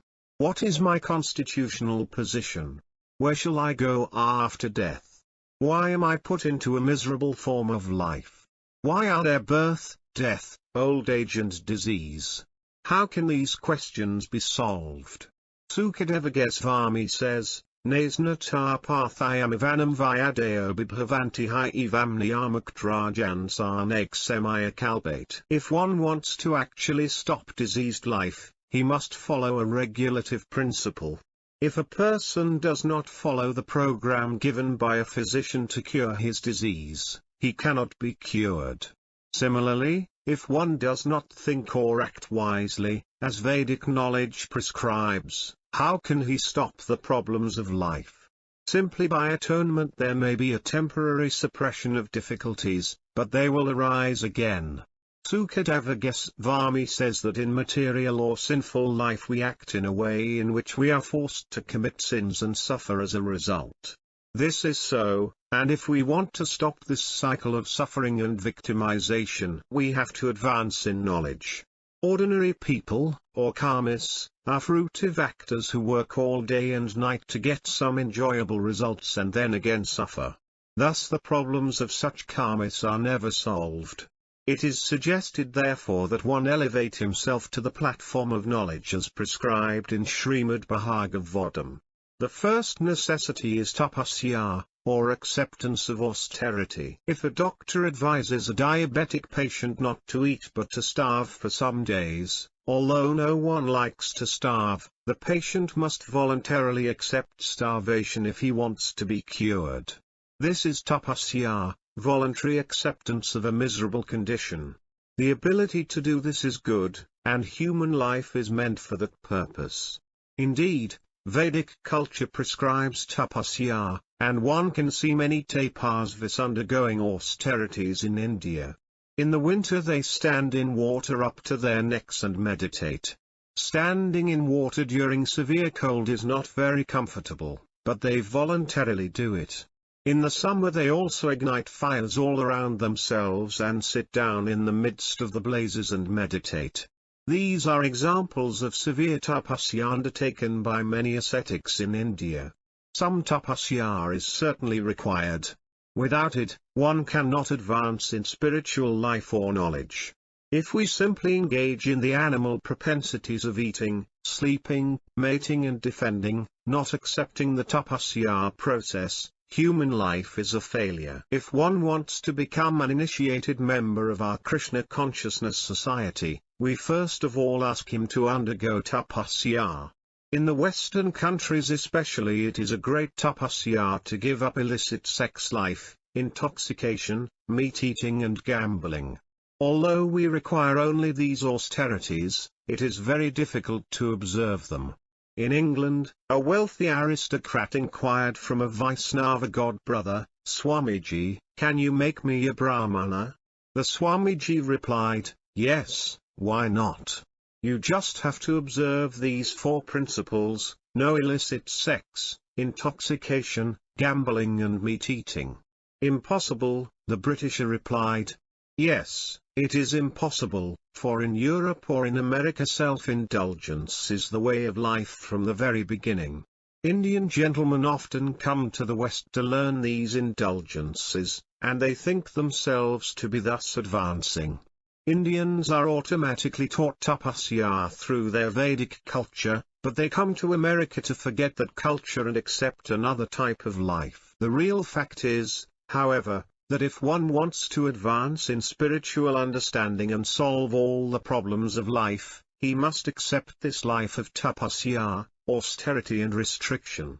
Restriction is for human beings, not for animals. We encounter restrictions daily in our common dealings. We cannot drive a car on the left or on a red light without risking apprehension by the law. If a dog, however, walks on the left side of the street or crosses against a red light, it is not punished because it is an animal. The law therefore makes distinctions between human beings and animals because human beings supposedly have advanced consciousness. If we do not follow rules and regulations, we again lapse into animalism. Apparently propaganda is being made celebrating freedom as opposed to a regulated life, but one who sees things as they are can understand that freedom from all restriction is animal life. Therefore Sukadeva Goswami recommends tapasya. If we want actual freedom from the problems of life, we have to accept a life of austerity. Bondage to material life is the only other alternative. What is tapasya? What is austerity? The first principle of austerity is brahmacharya, restricted sex life.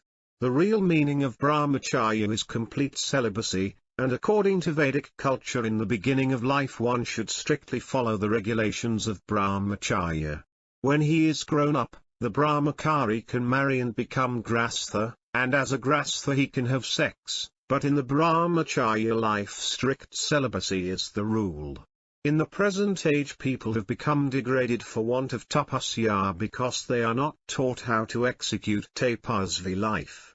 Criticism for its own sake will not do, one must be effectively trained in the life of tapasya. In the Vedas it is said that those who execute a regulated life of tapasya are brahmanas. Etadaksaram gargi vidat vasmal lokat pratisa brahmana etadaksaram gargi vidat vasmal lokat pratisa khana. Everyone is dying, for no one can live here permanently, but one who dies after executing a life of tapasya is a brahmana, and one who dies like a cat or dog, without executing tapasya, is called a khana. These two words are used frequently in Vedic literature, brahmana and khana. Khana means miser and brahmana refers to a liberal, broad-minded person. Brahmajanatiti brahmana, one who knows the supreme, the absolute truth, is a brahmana, but one who does not know is an animal. This is the difference between animal and man. Man, to deserve the name, must be educated to understand the absolute truth. Because human life is meant for knowledge, there are schools and colleges, philosophers and scientists and mathematicians. The processes of eating, sleeping, mating and defending need not be taught, for they are learned instinctively. Human life is obviously meant for more. It is meant for tapasya and knowledge. There are descriptions in the Vedas of brahmacharya, celibacy, which characterize the beginning of a life dedicated to tapasya. Smarnam kirtanam klihriexanam gayabhasanam sankalpadyavasayasya kriya nirvtir evasya, Sridhara 6. 1.12. To properly execute celibacy, one should not even think or even talk of sex life. Reading modern literature and newspapers which are filled with sexual material is also against the principles of brahmacharya. Similarly, indulging in sex in any way, looking at and whispering with girls, and determining or endeavoring to engage in sex life are all against the principles of brahmacharya. One executes real brahmacharya when all these activities come to a halt. By austerity, celibacy, and control of the mind and senses one can advance in pure life.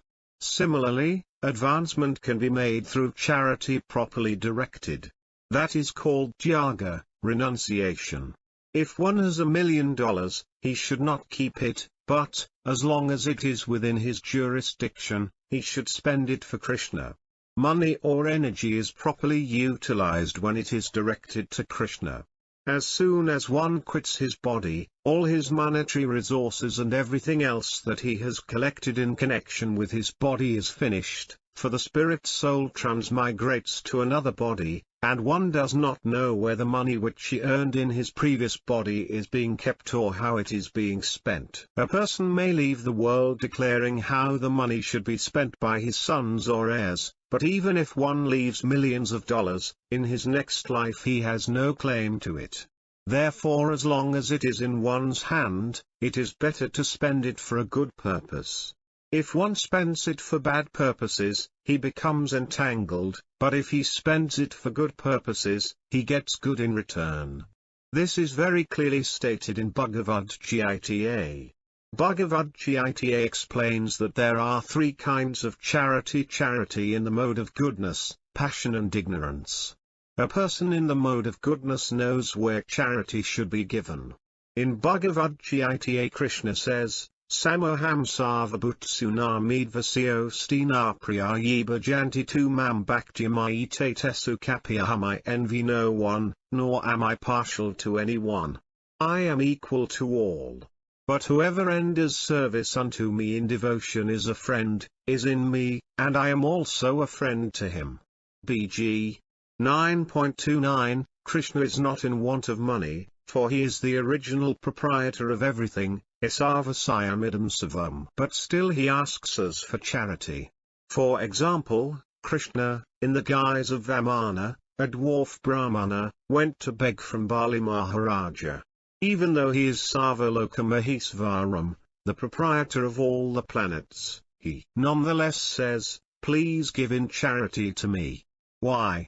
It is for our interest, for the sooner we return Krishna's money to Krishna, the better situated we will be.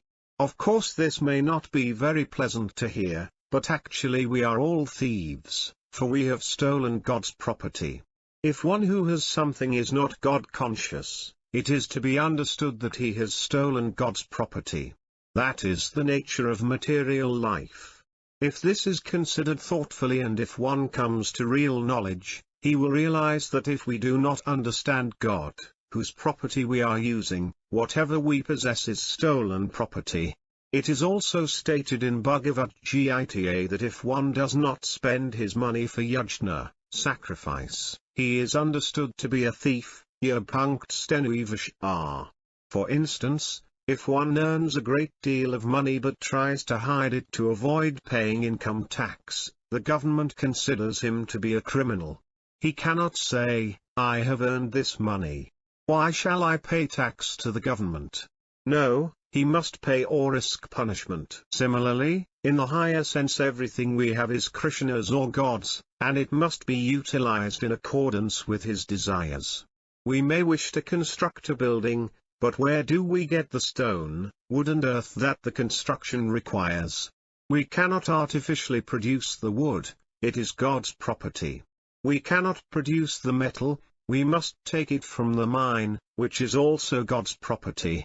The earth and the bricks which are made from it are also God's. We simply give our labor, but that labor is also God's property. We work with our hands, but they are not our hands but God's, for when the power to use the hand is withdrawn by God, the hand becomes useless. We should use this great opportunity, human life, to understand all these points which are mentioned in the authoritative books of Vedic knowledge like Srimad Bhagavatam and Bhagavad Gita. In the Bhagavatam Sukadeva Goswami declares that real atonement necessitates thoughtfulness, sobriety and meditation. One must consider whether he is the body or whether he is transcendental to the body, and one must try to know what God is. These ideas are to be studied in Krishna consciousness. We should not be frivolous or waste time. If one wants this knowledge, he has to practice austerity, tapasya, and the beginning of tapasya, as already explained, is brahmacharya, celibacy or restricted sex life. The pivot of material attraction is sex, not only for human society but for animal society also. Sparrows and pigeons have sex 300 times daily, although they are strict vegetarians, and the lion, which is not a vegetarian, has sex once a year. Spiritual life is not a question of vegetarianism but of understanding higher knowledge. When one comes to the platform of elevated knowledge, he naturally becomes a vegetarian. Pandita Samadasana, one who is very highly learned, does not distinguish between a learned scholar, a brahmana, an elephant, a dog and a cow. He is Samadasi, his vision enables him to see them all equally. How is this? He does not see the body but the soul, the spiritual spark, Brahman. He thinks, here is a dog, but it is also a living entity, although by his past karma he has become a dog. And this learned scholar is also a living spark, but he has taken good birth because of his past karma. When one comes to that position, he does not see the body, but the spiritual spark, and he does not distinguish between one living entity and another. Actually, we do not make distinctions between carnivores and vegetarians, for the grass has life just as the cow or the lamb. A guideline, however, should be the Vedic instruction given in Isopanisad, Isavasayamidam savamyat kinka jagatyam jogat tenatayaktina bunjithamagracasius verdonam. Everything animate or inanimate that is within the universe is controlled and owned by the Lord. One should therefore accept only those things necessary for himself, which are set aside as his quota, and one must not accept other things, knowing well to whom they belong. Isapanisad, Mantra 1. Since everything is the property of the Supreme Lord, one can only enjoy what is allotted to him by the Lord, and one cannot touch another's property. According to Vedic life and according to all Vedic scriptures, a man should live on fruits and vegetables, for his teeth are made in such a way that these can be very easily eaten and digested. Although it is nature's law that one has to live by eating other living entities, jivo jivasaya jivanam, one must use discretion. Fruits, flowers, vegetables, rice, grain and milk are made for human beings. Milk, for example, is an animal product, the blood of an animal transformed, but the cow delivers more milk than is needed by her calf because milk is intended for man. Man should simply take the milk and let the cows live, and thus following nature's law, man will be happy. Tenatayaktina Bunjitha, one should take whatever God allots to him and thus live comfortably. We have to elevate our consciousness through this science of Krishna. Charity is within everyone's heart, but we do not know how to make the best use of it. Whatever we spend in terms of energy should be for Krishna, for it all belongs to him. By spending for Krishna, one will not be a loser. Krishna is so kind that when we offer him food, he accepts and yet leaves everything for us to eat. Simply by offering food to Krishna we can become devotees. We need not spend an extra farthing. In the higher sense, everything belongs to Krishna, but if we offer everything to Krishna, we will be elevated. This is a sublime and proven way for advancement in pure life.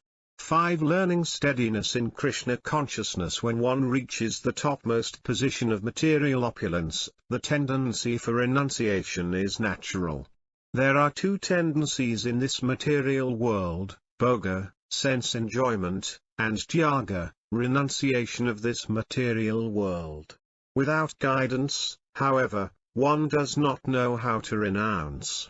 First of all, one wants to enjoy, and when he is frustrated in enjoyment, he renounces.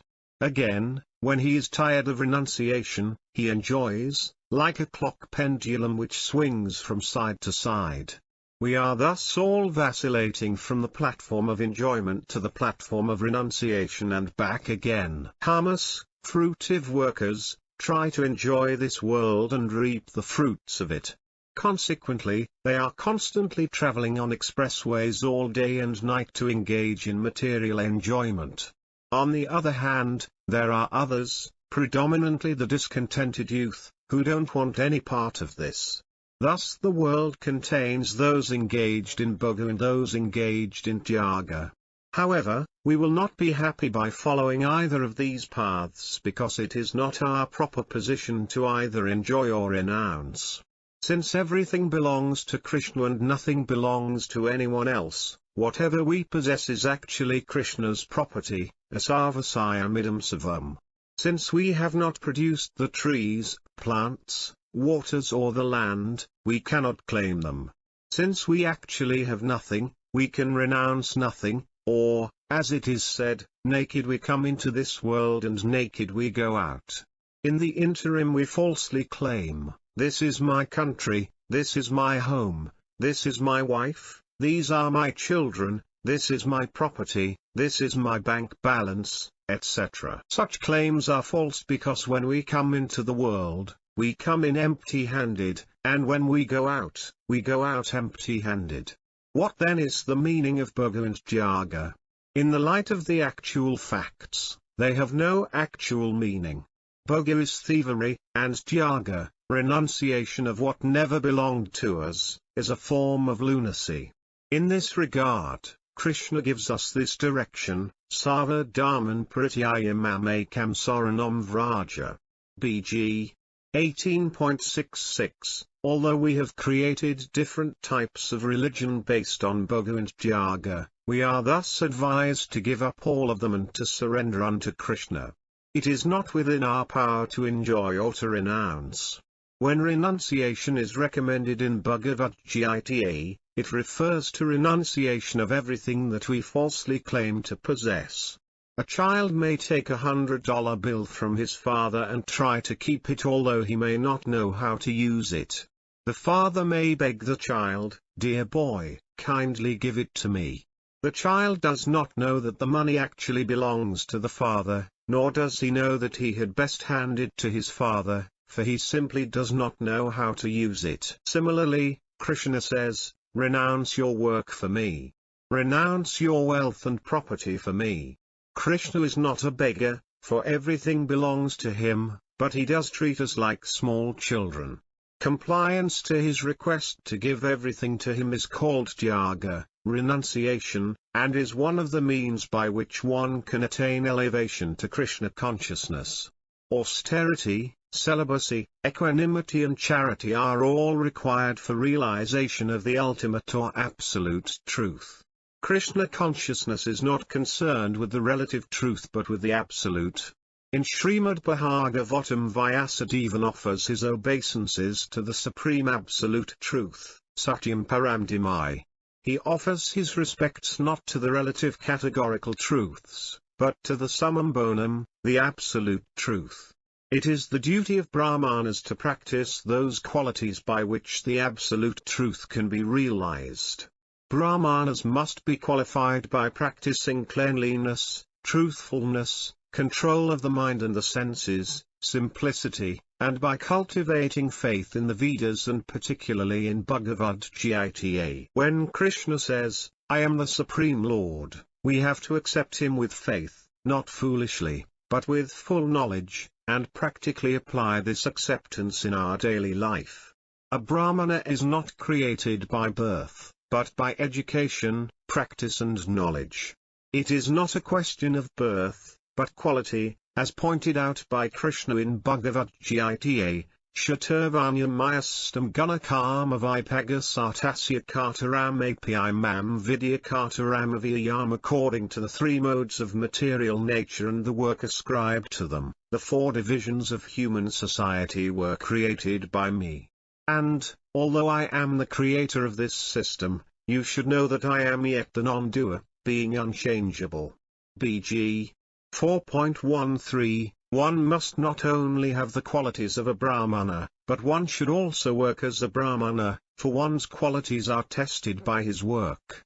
If one is a qualified engineer but simply sits down at home and does not work, what is his value? Similarly, unless one works as a Brahmana, there is no value to his simply saying, "I am a Brahmana." One must therefore work as a Brahmana by fully engaging in the service of Param Brahman, Krishna, the Supreme Brahman. How can service to the Absolute Truth be executed? Yamina Niyamina ca. The practice of yoga, or linking with the Supreme, is based on the principles of regulation and control. Regulation cannot be executed without control, therefore one must be thoughtful and purify himself. If one wants to pass an examination, he has to go to school, follow the principles of the school, and take some pains in his study, and then gradually he comes to be successful. If he plays all day on the street, how can he expect success? Therefore, in the process being explained by Sukadeva Goswami, the first necessity is tapasya, austerity. Even if austerity and brahmacharya are painful because we want to be unrestricted, as soon as we are regulated, what appeared to be painful is in practice not painful. There are two classes of men, those who are sober, dhira, and those who are extravagant, adhira. When one, in spite of provocation or in spite of the presence of a source of mental agitation, can remain steady in his position, he is called dhira. An example of adhira is given by Kalidasa Pandita, a great Sanskrit poet who wrote a book called Kumarasambhava, wherein he has given an example concerning Lord Shiva. It appears that when the demigods were fighting the demons and were being defeated, they decided that they could be saved by a commander-in-chief born from the Samina of Lord Shiva. Lord Shiva, however, was in meditation, and to acquire the needed Samina was very difficult. They therefore sent Parvati, a young girl, who appeared before Lord Shiva and worshipped his genitals. Although this young girl sat before Lord Shiva and touched his genitals, Lord Shiva was steady in meditation. Kalidasa says, here is an example of Adhira, for despite a young girl's touching his genitals, he was undisturbed.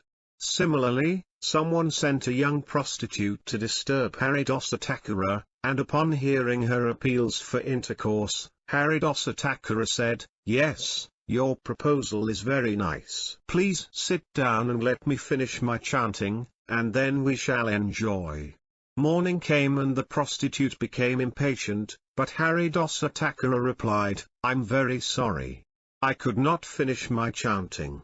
Come tonight again. The prostitute came for 3 nights, and on the 3rd night she fell down at his feet, confessed her intentions, and pleaded with him, I was induced to perform this act by a man who is your enemy. Kindly excuse me. Haridasa Thakura then replied, I know all about that, but I allowed you to come here for 3 days so that you could be converted and become a devotee. Now take these chanting beads, and go on chanting. I am leaving this place. Here is another example of Adhira who has control of his body, Tiha, words, Vak, and intelligence, Buddhi. One's body, words and intelligence should be controlled by one who is Adhira and who actually knows the principles of religion. We have been continuously committing sinful activities since time immemorial, and we do not know when this began. But this life is meant for rectification of all the mistakes that we have committed. If one sets fire to unwanted grass and creepers in a field, they will all be burned.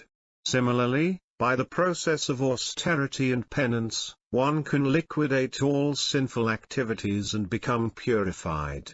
But Sukadeva Goswami suggests an alternate process, Kesid Kevalaya Bhaktya Vasudeva Pariyanaragam Dinvanti Kartsnayina Niharamiva Bhaskara. Generally, if one leads an austere and pious life of celibacy, equanimity, charity, etc., people will say that he is a very pious man, but simply by becoming Krishna conscious, one can kill all the resultant actions of his past sinful life. A fog disappears as soon as the sun rises, and Krishna rises with the brilliance of thousands of suns. This process is accepted only by someone who is very fortunate. Chaitanya Mahaprabhu therefore said, Brahmanda Brahmite Kona Pagyavan Yewa Guru Krishna Prasad Paya Bhakti Lata Bija. By the grace of Krishna and the spiritual master, a fortunate person, after wandering throughout the universe in different species of life, receives the seed of pure devotional service. Krishna consciousness is meant for the very fortunate, for simply by accepting this one process a person can surpass all the duties of austerity, renunciation, celibacy, etc. Sukadeva Goswami declares, Kesid Kevalaya Bhaktya. One who is extremely fortunate takes to the process of pure devotional service. Kevala Bhakti refers to pure unalloyed devotional service in which there is no desire but to please Krishna. One should not render devotional service just to increase his income. We want money to become happy, but if we take to Krishna consciousness, automatically we will become so happy that we will neglect money. Money will automatically come. Happiness will come. There is no need to endeavor for these things separately. It was Dhruva Maharaja who lamented, how foolish I was that I took to devotional service with a desire for material profit. Ordinarily for material profit one goes to his boss or some rich man or demigod, but a devotee does not go anywhere but to Krishna, even if he has material desires. If one goes to Krishna even for material advantages, the day will come when he forgets material desires, just like Dhruva Maharaja. He was repentant, and said, I came to Krishna and asked for something material, just like one who has pleased a very rich man and who asks him for a few grains of rice. If a rich man agrees to give us whatever we want, but we ask him only for a few grains of rice, is that very intelligent? Asking Krishna for material benefit is exactly like this. One need not ask Krishna extraneously for material happiness, for material happiness will automatically roll before his very feet, pleading, "Please take me, please take me." Those who are practicing Krishna consciousness are not in need of the material opulences, wives, children, happiness, home, for all is acquired automatically by the grace of Krishna. There is no need to ask Krishna for these material things, but one should simply request him, "Please engage me in your service." In Bhagavad Gita, Krishna also promises that if one engages in his service, he will supply what is needed and preserve whatever is already possessed. One of his final instructions to Arjuna indicates total dependence on him. Sitesa sarvakamani mai isaniyasayamat parabuddhi yogamupasritya maxita satatam bhava. In all activities, and for their results, just depend upon me, and work always under my protection. In such devotional service, be fully conscious of me. BG 18.57, 6. Transcending designations and problems. Krishna consciousness is easily achieved by the mercy of Lord Chaitanya, but only some are fortunate enough to have the mercy of Lord Chaitanya and his disciplic succession. According to Bhagavad Gita, Manu Sayanam Sahasa Sukhasiddhyatati Siddhayatatam Api Siddhanam Kasin Mam Veti Tatvatat. Of many thousands among men, one may endeavor for perfection, and of those who have achieved perfection, hardly one knows me in truth. BG 7.3 God realization is not possible for animals or for persons who are almost animals, or for animals in the shape of human beings. Contemporary civilization is by and large an assembly of animals because, as stated before, it operates on the basis of the animal propensities. The birds and beasts arise early in the morning and busy themselves trying to find food and sex and trying to defend themselves. At night they look for shelter, and in the morning they fly to a tree to find nuts and fruits. Similarly, in New York City, great hordes of people travel from one island to another by ferry boat or wait for subways in order to go to the office for the purpose of finding food. How is this an advancement over animal life? Although the ferry and subway are always crowded, and many people have to travel 40 or 50 miles for bread, the birds are free to fly from one tree to another. Real civilization is not concerned simply with man's animal needs but with enabling man to understand his relationship with God, the Supreme Father. One may learn about his relationship with God by any process through Christianity, through the Vedic literatures or through the Quran, but in any case it must be learned. The purpose of this Krishna consciousness movement is not to make Christians into Hindus or Hindus into Christians but to inform everyone that the duty of a human being is to understand his relationship with God. One must learn this, otherwise he is simply wasting his time by engaging in animalistic propensities. We must all try to love Krishna or God. If one has a process, he should practice it, or he can come and learn this process. One should not begrudge the selection of one process over another. Visit APY Amritam Graham Amidayad API Kankanam Nikad APY Atamam Vidyam Striyaratnam Duskulad API, Nitidapana 1.16. Kanakya Pandita says that one must catch what is right from any source. If there is a glass of poison with some nectar in it, he says, one should take out the nectar and leave the poison. In the same way, if one finds gold in a filthy place, he should take it.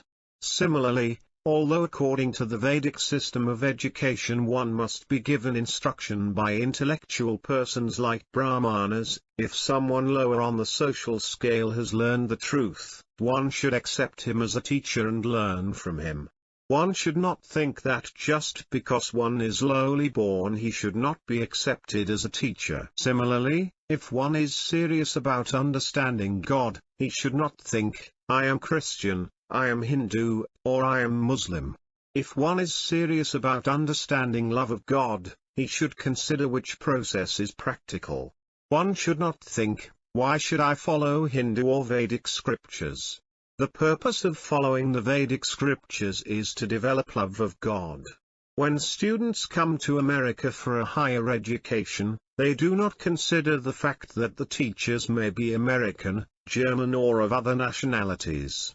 If one wants a higher education, he simply comes and takes it. Similarly, if there is an effective process for understanding and approaching God, like this Krishna consciousness process, one should take it. Not all, but those who are intelligent and fortunate take to this process of devotional service, Kevalaya Bhaktya, and their only desire is to serve Krishna. From early morning till late at night the devotees are engaged in Krishna's service. This is called Kevalaya, pure, for them there is no other business. This process is recommended for all, and it is the perfection of all religious processes. Savipumsam parodamo yeto bhaktaratuksaye. In Sanskrit, there are two words, para, and apara, which describe the superior, transcendental, and the inferior, material, approaches to religion. In the execution of material dharma, or religion performed for material gain, people generally go to a church or a temple and pray, God, give us our daily bread. Actually, this need not be asked for bread is already provided for everyone. Even the birds and beasts get their bread without having to go to church to ask God for it. Similarly, our bread is also provided, whether we go to church or not. That is not a problem, for no one is dying in the streets of starvation, nor do we find a bird, beast, or even an ant dying of starvation. Food is there, and one need not bother about it. If the brain should be taxed, it should be taxed for Krishna or God. This is the proper utilization of time. There is no scarcity of bread in the kingdom of God. Tasaiva heto prayateta covido nalabhyat yod brahmatama periada. Srimad Bhagavatam says that one should try to attain that which cannot be attained by traveling all over the universe. What is that? Kevalaya Bhaktya, pure devotion. By God's arrangement there is sufficient food, land and prospects for food on this planet, but we have arranged things in such a way that in one part of the world people are suffering and in another part they are throwing grains in the ocean. The Vedas say, Eko Bhahanamyo Vidadati Kaman, the Supreme Person is supplying food to many living entities. The difficulty in this material world is that we take more than we need and thus create our own problems. Problems are created by men, led by the so-called politicians. According to nature's way or God's way, everything is complete. According to Sri Isapanasad, Om Purnamada Purnamidam Purnati Purnam Udasayat Purnasaya Purnamadaya Purnamivavasisit. The personality of Godhead is perfect and complete, and because of this all emanations from Him, such as this phenomenal world, are perfectly equipped as complete wholes. Whatever is produced of the complete whole is also complete in itself. Because He is the complete whole, even though so many complete units emanate from Him, He remains the complete balance. Sri Isapanasad, invocation, God is complete, His creation is complete, and His arrangements are complete, but we are creating disturbances. Real education is that which makes people Krishna conscious so that they will properly utilize the resources of the earth and stop creating disturbances. It is not possible to solve problems by passing resolutions in the United Nations. One must know the actual method of solving problems. Sukadeva Goswami says that simply by pure devotional service one can solve the problems of life. Who can do this? It is not possible for an ordinary man but for those who are Vasudevaprayana, devoted to Lord Krishna, Vasudeva. Only those whose concern is to satisfy Krishna and who take to pure unalloyed devotional service can solve the problems of life. Agamdanvanti, as already explained, problems are created by sinful activities. Although there is enough food, everyone stocks more than is needed in order to make a profit or simply in order to hoard. In 1942, in India, There was an artificial famine created by people gathering money and stocking it unnecessarily. Wealthy men collected rice which was selling at 6 rupees a pound, and suddenly within a week the price rose to 50 rupees a pound. Consequently no rice was available on the market, and the people went hungry. An American gentleman present at the time remarked, "If people in our country were starving in this way, there would have been a revolution." The people in India, however, are so trained and cultured that in spite of this artificial famine they did not revolt but preferred to die peacefully. Of course, this is only one instance, but it shows how problems are not created by God but by man. In Germany during the First World War the women went to church and prayed to God to send their husbands, sons and brothers back safely, but none of them came back. All of the women became atheists. They did not consider that God did not advocate the war and its problems. They went to him for a solution. When we create our own problems, we have to suffer the results. It is a fact, however, that the problems of one who takes to the shelter of Krishna, God, are solved. For this reason, if for none other, one should apply his devotional service to Vasudeva, the Supreme Personality of Godhead. Vasudeva Bhagavati Bhakti Yoga Prayojita. If one engages in devotional service to Vasudeva, he will receive the highest knowledge without delay, Janayati Asu Vairagyam. The words Jnana Vairagyam refer to that knowledge by which one becomes detached from material allurement. The word Jnana means knowledge, and Vairagyam means detachment. Both knowledge and detachment are required in this human form of life. One should know, I am spirit soul. I have nothing to do with this material world, but because I have a desire to enjoy it in different ways, I am transmigrating from one body to another. I do not know when this began, but it is still going on. This is real knowledge. To be knowledgeable, one must understand his constitutional position and realize how he is suffering in this material world. That perfection of knowledge comes when one becomes Vasudeva Parayana, devoted to Lord Vasudeva. In Bhagavad Gita, Lord Krishna tells Arjuna, Bahanam Janmanam Antijnanavan Mam Prapadyate Vasudeva Savamiti Samahatma Sudurlabhu. After many births and deaths, he who is actually in knowledge surrenders unto me, knowing me to be the cause of all causes and all that is. Such a great soul is very rare. BG 7.19 Those great souls who know perfectly well that Krishna, Vasudeva, is the source of everything, are very rare. It is easy to find so-called Mahatmas, great souls, with long beards and moustaches who tell everyone that they are one with God and that when they die they will wake up and become God, but these are not really Mahatmas. Rather, they are Duratma, hard-hearted, because they want to encroach on the rightful position of Krishna and become one with him. If there were a servant in the office who tried to occupy the position of employer, would the employer like it? Similarly, any living entity who is trying to become God is not very much to God's liking. Of course no one can become God, but this endeavor to become God or his competitor is not very pleasing to him. Persons who try are described in Bhagavad Gita as Dvaisata, envious. The Lord says, Tanam Dvaisata Kiuran Samsaya Sunaradam Ksipamyajasramassavorn Ajuris Fivayonasu envious, mischievous, the lowest of mankind, these do I ever put back into the ocean of material existence, into various demoniac species of life. BG 16.19 They are put into hellish conditions because they are envious of God's position. First they try to occupy high positions in this material world, and when they are frustrated in this attempt, they think, now I shall occupy the position of God. Of course this desire is also frustrated because no one can become God. God is God, and the living entity is the living entity. God is supreme and infinite, we are infinitesimal. Our position is to serve God, and when we act according to our position, we become happy.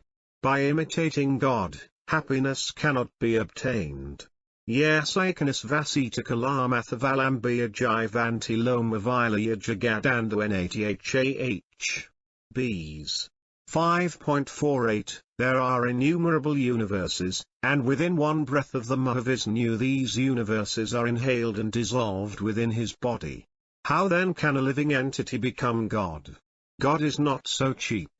Therefore we must become advanced in knowledge and accept Vasudeva, Krishna, as the Supreme. There is no question of Krishna being a man.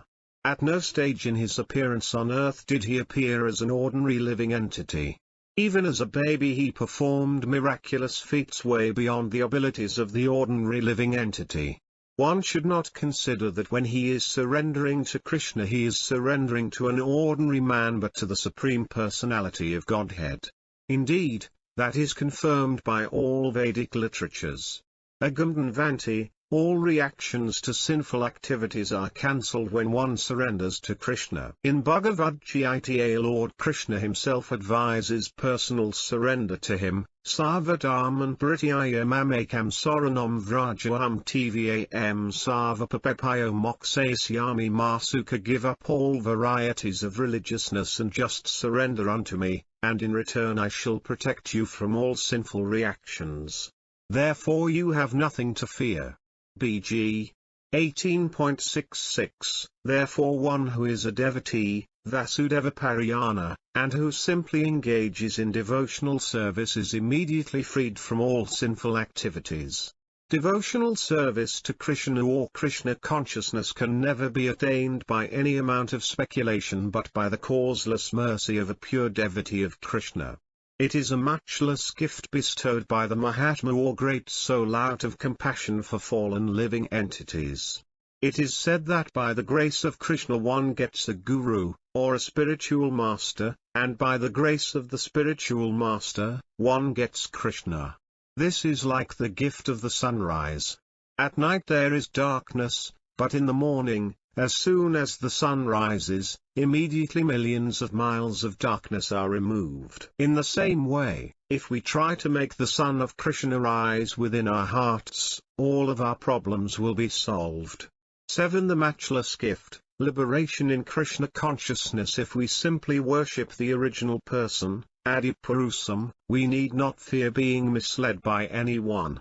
Sridhara Svami, the original commentator on Srimad Bhagavatam, explains that one can reach the perfection of life simply by devotional service, Kevalaya Bhaktya. One need not be dependent on any other process. Sukadeva Goswami says that one can put an end to material life by one stroke, Kevalaya. There is no need to first undergo severe penance and austerity, practice celibacy, control the mind and the senses, give in charity, perform great sacrifices and become very truthful and clean. Simply by one stroke, by accepting Krishna consciousness, one immediately rises to the highest position. By just taking to Krishna consciousness, one develops all transcendental qualifications. The goldsmith uses a small hammer and taps the gold many times, but the blacksmith uses a large hammer and with one stroke his job is finished. This is the blacksmith's method. We take the big hammer of Bhakti Yoga and finish all material life. There is no need to undergo the many lesser disciplines, nor to follow any other process. In actuality, there is no possibility of even following the other Vedic processes to perfection. For instance, the Hatha Yoga process would say, you have to become a strict brahmachari and sit in the forest with your body at a right angle to the ground, pressing your nose with your finger for 6 months. Who could follow such an instruction? Since such a method is not practical in this present age, the goldsmith method has to be discarded. The solution is to take the blacksmith's hammer of Krishna consciousness and finish off all sinful reactions immediately. By devotional service one has to become Vasudeva Parayana, a devotee of Lord Vasudeva or Lord Krishna. In other words, we have to learn how to become lovers of Vasudeva. If the world takes up this Krishna consciousness, the planet is certain to be peaceful. Now the Earth is quickly becoming a hellish planet, and if this Krishna consciousness is not taken up, this hellish condition will progress despite all advances in education and economic development. Therefore those who are thoughtful should take this movement very seriously and try to understand its value. It is not something manufactured by one man or a group of disciples. It is authoritative and age-old, based on the Vedic literatures which date back thousands of years. Niharamaiva Bhaskara. Bhaskara refers to the sun. The sun immediately dissipates mist or fog as well as darkness. As stated before, we should try to make the sun of Krishna rise within our hearts. In the Chaitanya Charitamrita also it is stated that Krishna is like the sun and that Maya, the illusory energy, is darkness.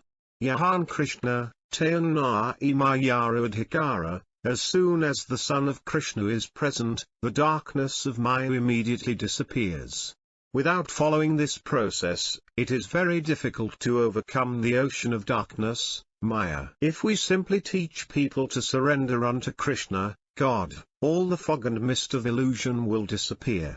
The method is very simple: chant Hare Krishna, Krishna Krishna, Hare Rama, Rama Rama, Hare. The more one goes on chanting, the more the darkness of many lives is dissipated. Sito Darpana Marjanam. By chanting, one can cleanse the dust from the mirror of his mind and perceive things very distinctly. Thus one will know what he is, what God is, what this world is, what our relationship with God in this world is, how to live in this world, and what our next life is. Such knowledge is not taught in schools, where one is taught how to manufacture or acquire products for sense gratification. There is always a hard struggle going on involving man's attempt to dominate material nature. However, for every convenience he manages to produce, there is an inconvenience accompanying it. For example, recently some engineers designed an airplane which can fly at great speeds without danger. When the plane flies, however, it breaks windows all over the city. Our time is thus being wasted in constructing so many devices which give us temporary and artificial convenience at the price of a proportionate amount of inconvenience. This is all part of the law of karma, the law of action and reaction. For whatever we do, there must be a reaction by which we become entangled. That is stated in Bhagavad Gita, Yajnat karmano nyatra lokoyam karma bandhana tadatam karma kauntyam mukta sangha samakara. Work done as a sacrifice for Vishnu has to be performed, otherwise work binds one to this material world. Therefore, O son of Kunti, perform your prescribed duties for his satisfaction, and in that way you will always remain unattached and free from bondage. BG 3.9 When one acts for sense gratification, work entangles him, whether the work be good or bad, but if one works for Krishna, yajnatat karmano, he will be free, regardless of the possible desirability of his work. Not only does Sukadeva Goswami recommend unalloyed devotional service, but he further says that by devotional service one's sinful activities will be negated.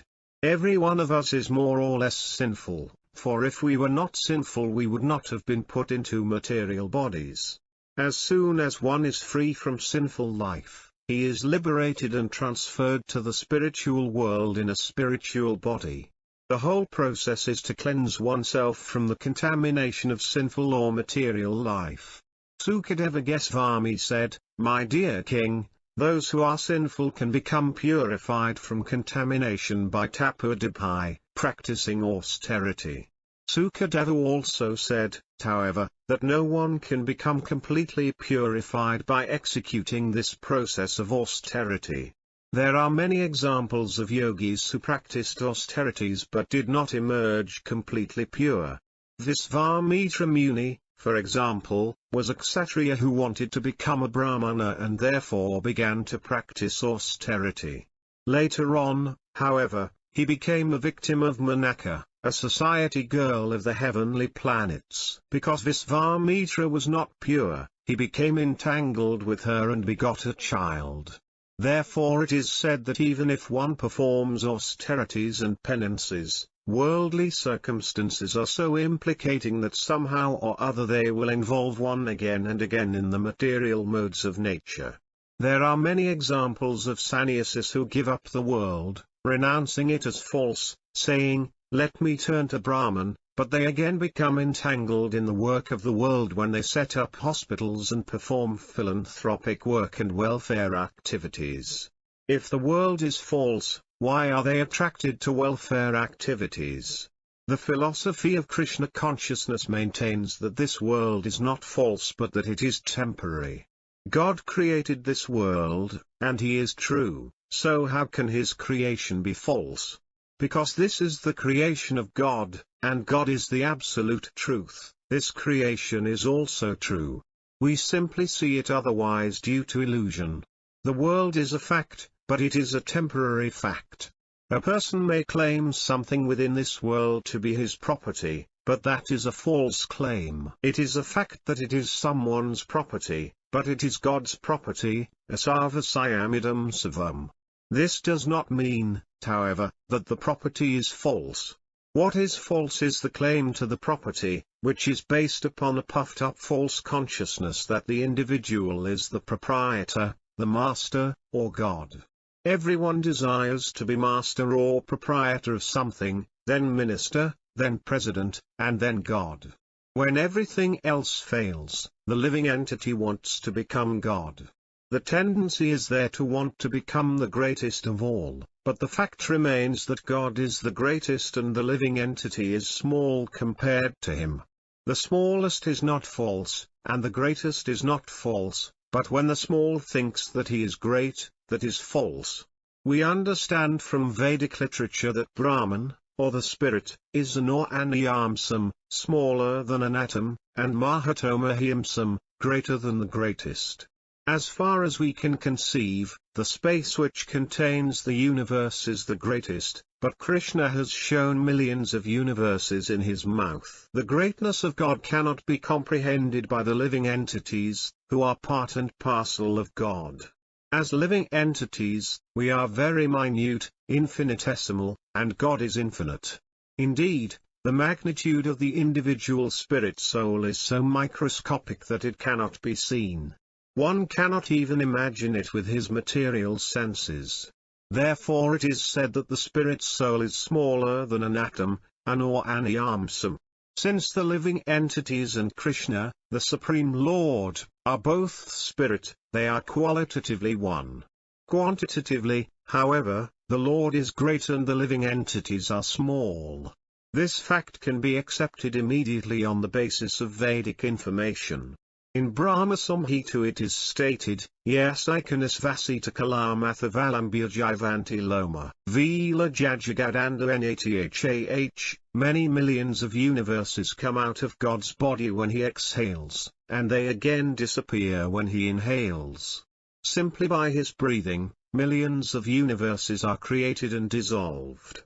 If this is the case, then how can the living entities claim proprietorship over anything? One's position is safe only insofar as he does not falsely declare himself to be God or proprietor. It has become fashionable to claim to be God, and fools accept such claims, but from the Vedic literatures we understand that God is not so cheap. As long as we are not making puffed-up ego-centered claims, we are already liberated. There is no need to actually seek liberation. But as long as one thinks, I am this body, he is not liberated. Liberation means knowing perfectly well that one's self is separate from the body. Therefore Sukadeva Goswami said, Prayasiddha vimarsanam, develop your knowledge, that will give you relief. Our knowledge is perfect when we come to know that we are very small particles of spiritual sparks, and that God, the Supreme, the greatest spiritual identity, supplies all our necessities, eko bahanam yovadadati kaman. By knowing ourselves as minute particles, part and parcel of God, we can understand that our duty is to serve God. God is the center of all creation, of the whole universal body, he is the enjoyer, and we are his servitors. As this conception becomes clear, we become liberated. Liberation entails freedom from all false conceptions. It is not that upon liberation one acquires 10 hands. In Srimad Bhagavatam, liberation is defined as mukta hitvanyatharupam. Mukti means to give up, and anyatharupam denotes a false conception of life. This is to say that when one is situated in his original constitutional position, having given up all false notions, he is liberated. It is also said in Srimad Bhagavatam that by the acquisition of knowledge, one becomes liberated immediately. That knowledge can be very easily acquired, for it is simple: God is great, and I am very small. He is the supreme proprietor supplying all necessities, and I am his servant. Who can challenge this? It is a fact. We are simply under the false impression that we are this or that, and this leads us to the ultimate false impression that we are God. Yet we do not consider what manner of God we are. A small bodily disorder will send us to the physician. One who claims to be the supreme, therefore, should be understood to have fallen to the last snare of Maya. One who is thus fallen cannot even be liberated, for he is bound by false impressions. Only when one has attained proper knowledge can he actually be liberated. The stage of liberation is also called the Brahmabhuta stage. One who has attained this stage is characterized by Sri Krishna in Bhagavad Gita in this way: Brahmabhuta prasanatmana sokati nakangsati samasavasubhutsumad bhaktimulapate param. One who is thus transcendently situated at once realizes the supreme Brahman. He never laments, or desires to have anything, he is equally disposed to every living entity. And in that state he achieves pure devotional service unto me. BG 18.54. The joy which follows realization arises from understanding. I was illusioned by false notions for so long. What a fool I was! I was thinking that I was God, but now I can understand that I am God's eternal servant. Upon gaining such a realization, one attains liberation and becomes prasanatma, or jolly, for this is the constitutional position of the living entity. There is no lamentation when one is in pure consciousness, for he knows that he is a small part, a spiritual spark protected by the Supreme Lord. When then is there scope for lamentation? A small child feels free as long as he knows that his father is there. He thinks, my father is standing by me, so I am free. No one can harm me. Similarly, when one surrenders to Krishna, he has complete faith that he is not in danger because Krishna is protecting him. One who is thus surrendered to Krishna is not subject to lamentation or desire, whereas one who is not God-conscious simply hankers and laments. He hankers for that which he does not possess, and he laments for that which he did possess but has lost. A God-conscious person is not subject to such misery. If something is lost, he knows that it is God's wish, and he thinks, God desired this, so it is all right. He does not desire anything, for he knows that all his necessities are being provided by Krishna, the Supreme Father. As soon as one understands his relationship to God, he realizes universal brotherhood, for he understands that all men and animals, indeed, all life itself, are all parts of the Supreme Whole and are therefore all equal.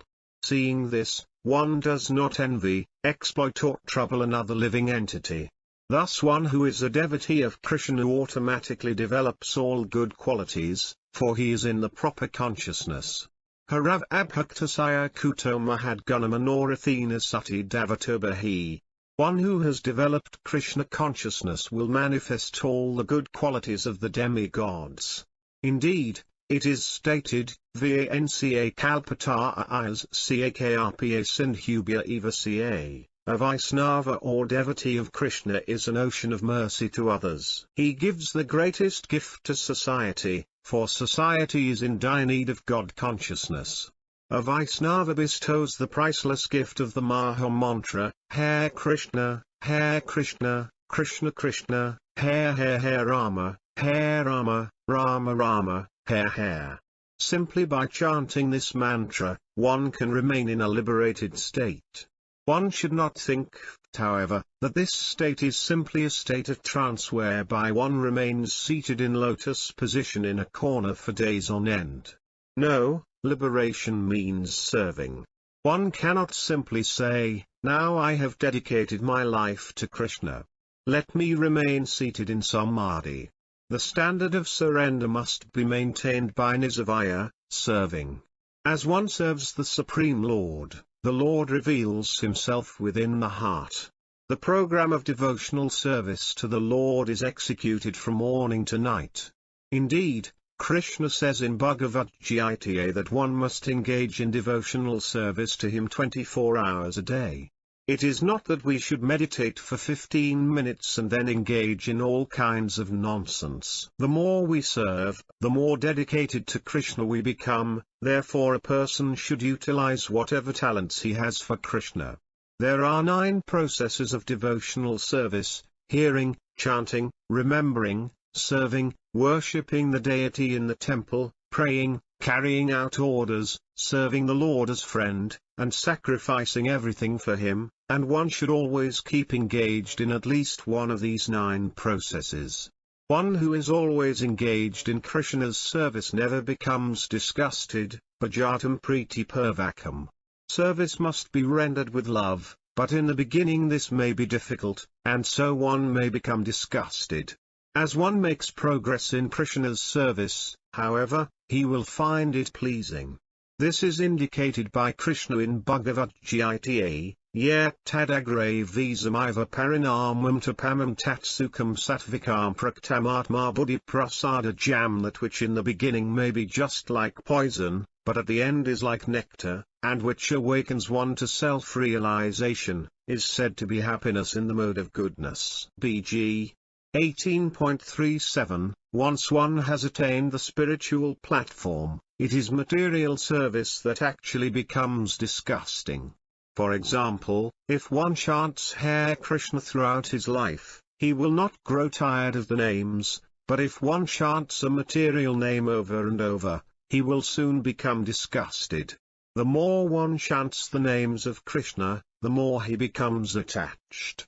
Thus service by Sravanam and Kirtanam, hearing and chanting about Krishna, is the beginning. The next process is Smaranam, always remembering Krishna. When one is perfect in chanting and hearing, he will always remember Krishna. In this third stage, he becomes the greatest yogi. Nor is progress in Krishna consciousness ever lost.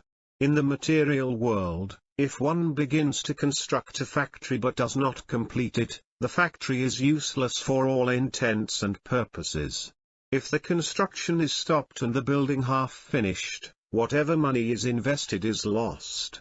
This is not the case with Krishna consciousness, for even if one does not come to the perfectional point, whatever work he does is his permanent asset, and he can begin from that point in his next life. Krishna also confirms in Bhagavad Gita that one who begins Krishna consciousness cannot lose anything. Nihabhikramanezosti pratyavayo navidyatesvyalpamapy asya dharmasya trayat mahatopayat. In this endeavor there is no loss or diminution, and a little advancement on this path can protect one from the most dangerous type of fear. BG 2.40 In the 6th chapter of Bhagavad Gita, when Arjuna asks about the fate of the unsuccessful yogi, Sri Krishna replies, Parthan naivanam utravinsas tasya vidyate nahi kalyana kati kasidagatim tatagakati. Son of Prtha, a transcendentalist engaged in auspicious activities does not meet with destruction either in this world or in the spiritual world. One who does good, my friend, is never overcome by evil. BG 6.40 The Lord then indicates that the unsuccessful yogi takes up his practice of Krishna consciousness in the next life, beginning from the point where he left off. In other words, if one has finished 50% of the process in one life, in the next life he begins at 51%. Whatever material assets we accumulate in our life, however, are all annihilated at death, for we cannot take material opulence with us. However, one should not think that he will do well to wait for the next life to attain Krishna consciousness. We should try to fulfill the mission of Krishna consciousness in this life. Krishna promises us that one who becomes his devotee will come to him without fail. Man mana bhava mad bhakto mad yaji mam namaskuru mamivashayasi satyam te pratijan priyo see me always think of me. Become my devotee. Worship me, and offer your homage unto me. The result is that you will come to me without fail. I promise you this, because you are my very dear friend. BG 18.65 When we think of coming to Krishna, we should not think that we will be standing before a void or an impersonal bright light. Krishna, God, is a person, just as we are persons. Materially we can understand that our Father is a person, and that his Father is also a person, and that his Father's Father is a person, and so on back to the Supreme Father, who must also be a person. This is not very difficult to understand, and it is noteworthy that God is called the Supreme Father not only in the Vedas but in the Bible, Quran, and other scriptures. The Vedanta Sutra also confirms that the Absolute Truth is the original Father from whom everything has taken birth or emanated. This is also confirmed in the Vedas, Nityo Nityanam Sitanas Sitananamiko Bahanam Yovadadati Kaman. The Lord is the Supreme Eternal amongst all eternals and the Supreme Living Entity amongst all living entities. He is maintaining all others. The desires and life symptoms displayed by all living entities are simply reflections of the desires and life symptoms of the Supreme Father. In other words, our desires are born because he has desires. Because we are part and parcel of God, we have all the instincts of God in minute quantity. The sex play and sex life which we see in the material world is but the perverted reflection of the love that is found in the spiritual world. This world is material because God is forgotten here, but once he is remembered the world immediately becomes spiritual. In other words, the spiritual world is that place where Krishna is not forgotten. That is also the definition of the spiritual world given by Vedic literatures. We must therefore plan our lives in such a way that it will not be possible for us to forget Krishna for a moment. In this way, by engaging in the service of Krishna, we will therefore always live in Vaikuntha or Vrindavana, the abode of Krishna. At present, due to our polluted consciousness, we are turning the world into a materialistic and hellish place, and because we are ignorant of our constitutional position, we have created innumerable problems, just as in dreams we create so many problems. But in actuality there are no problems. I may dream that I am in a great storm, or that I am being pursued, or that someone is taking my money, or that I am being devoured by a tiger, but actually these are all creations of my mind. Asongo Hyayam Purusa iti Srut. The Vedas say that the Purusa, the Atma or the soul, has no connection with all its dream-like material activities. Therefore we must engage in this Krishna consciousness process to awaken from this dreaming condition. Above all, the fruitive laborers, speculators, and mystic yogis are the bhaktas, or devotees of Krishna. A bhakta can be perfectly peaceful, whereas the others cannot, because everyone but the bhakta, one who has pure love, has desire. A Suddha Bhakta is desireless because he is simply happy serving Krishna.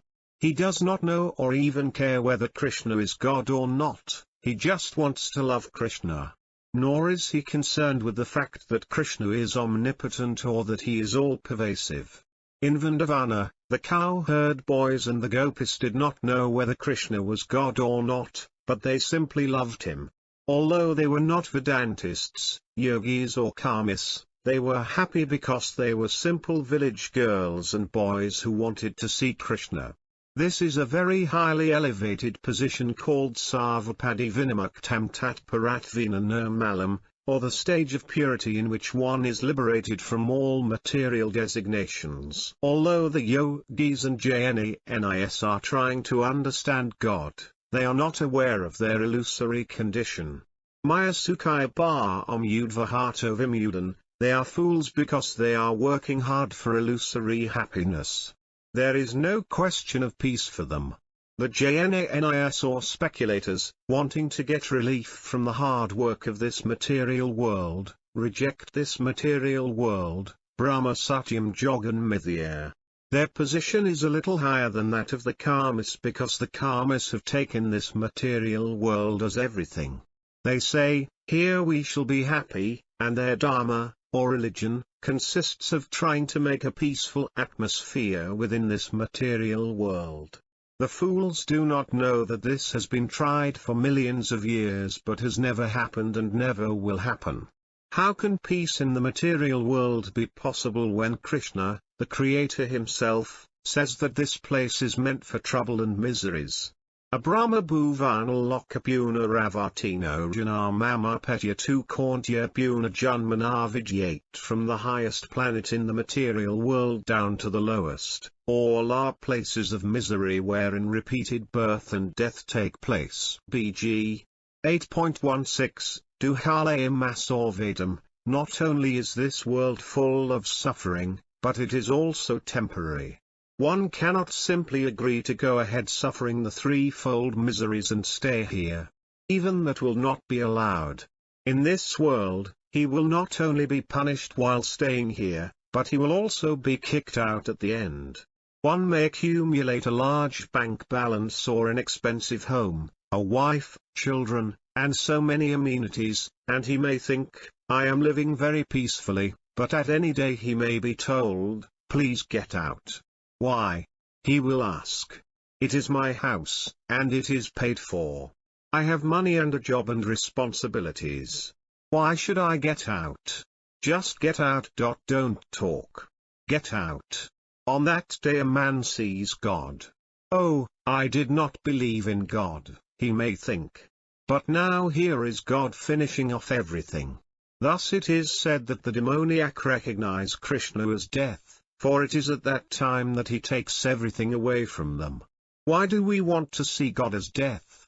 When the demon Hiranyakasipu saw Krishna, he saw him as death personified, but the devotee, Prabhupāda, saw him in his personal form as his beloved Lord. Those who challenge God will see him in his ghastly aspect, but those who are devoted to him will see him in his personal form. In any case, everyone will ultimately see God. A person who is honest can always see Krishna everywhere. Krishna says, try to understand me. Try to see me everywhere. By way of facilitating this method, the Lord says, Rosoham opsu kauntya, I am the taste of water. When we are thirsty and need a glass of water, we can drink it and feel happy, understanding that the power of water to quench our thirst is Krishna. Similarly, as soon as there is sunrise or moonshine, we can see Krishna, for he says, Prapasmi sasisayeo, I am the sun and moon. At a further stage we can see Krishna as the life force within everything, as he indicates in Bhagavad Gita, Punyo Gandha Privyam Catehas Kasmi Vipavasor Jivanam Sarvabhutsa Tapas Kasmi Tapas Visu. I am the original fragrance of the earth, and I am the light in fire. I am the life of all that lives, and I am the penances of all ascetics. BG 7.9. Once we understand that all things are dependent upon Krishna for their existence, there is no possibility of his ever becoming lost to us. In Bhagavad Gita the Lord indicates that all things abide in him in both their beginning and in their end and also in the interim state, Etadyanini Bhutani Sarvanati Upadaya Krishna Jagata Prabhava Pralayas Tathamata Parataram Nanyat Kinsidasti Dononjayamaya Savamidam Protam Sutramani Guna Iva. Of all that is material and all that is spiritual in this world, know for certain that I am both its origin and dissolution. O conqueror of wealth, Arjuna, there is no truth superior to me. Everything rests upon me, as pearls on a thread. BG 7.6,7 Krishna is easily visible, but he is only visible to those who are devoted to him. For those who are envious, foolish or unintelligent, he obscures himself with his veil of Maya. Nahum prakasa sarvasaya yogamaya samavtar mudhoyam nabhai janati lokomamayam avyayam. I am never manifest to the foolish and unintelligent. For them I am covered by my eternal creative potency, Maya. Thus the deluded world knows me not, who am unborn and infallible. BG 7.25 This eternal creative potency, or Yogamaya, which obscures Krishna to the unintelligent, is dissolved by love. This is the verdict of Brahma Samhita, Premanjana Churita Bhakti Vilakanina Santa Sadaiva Heyasu Vilakayanti. One who has developed love for Krishna can see him within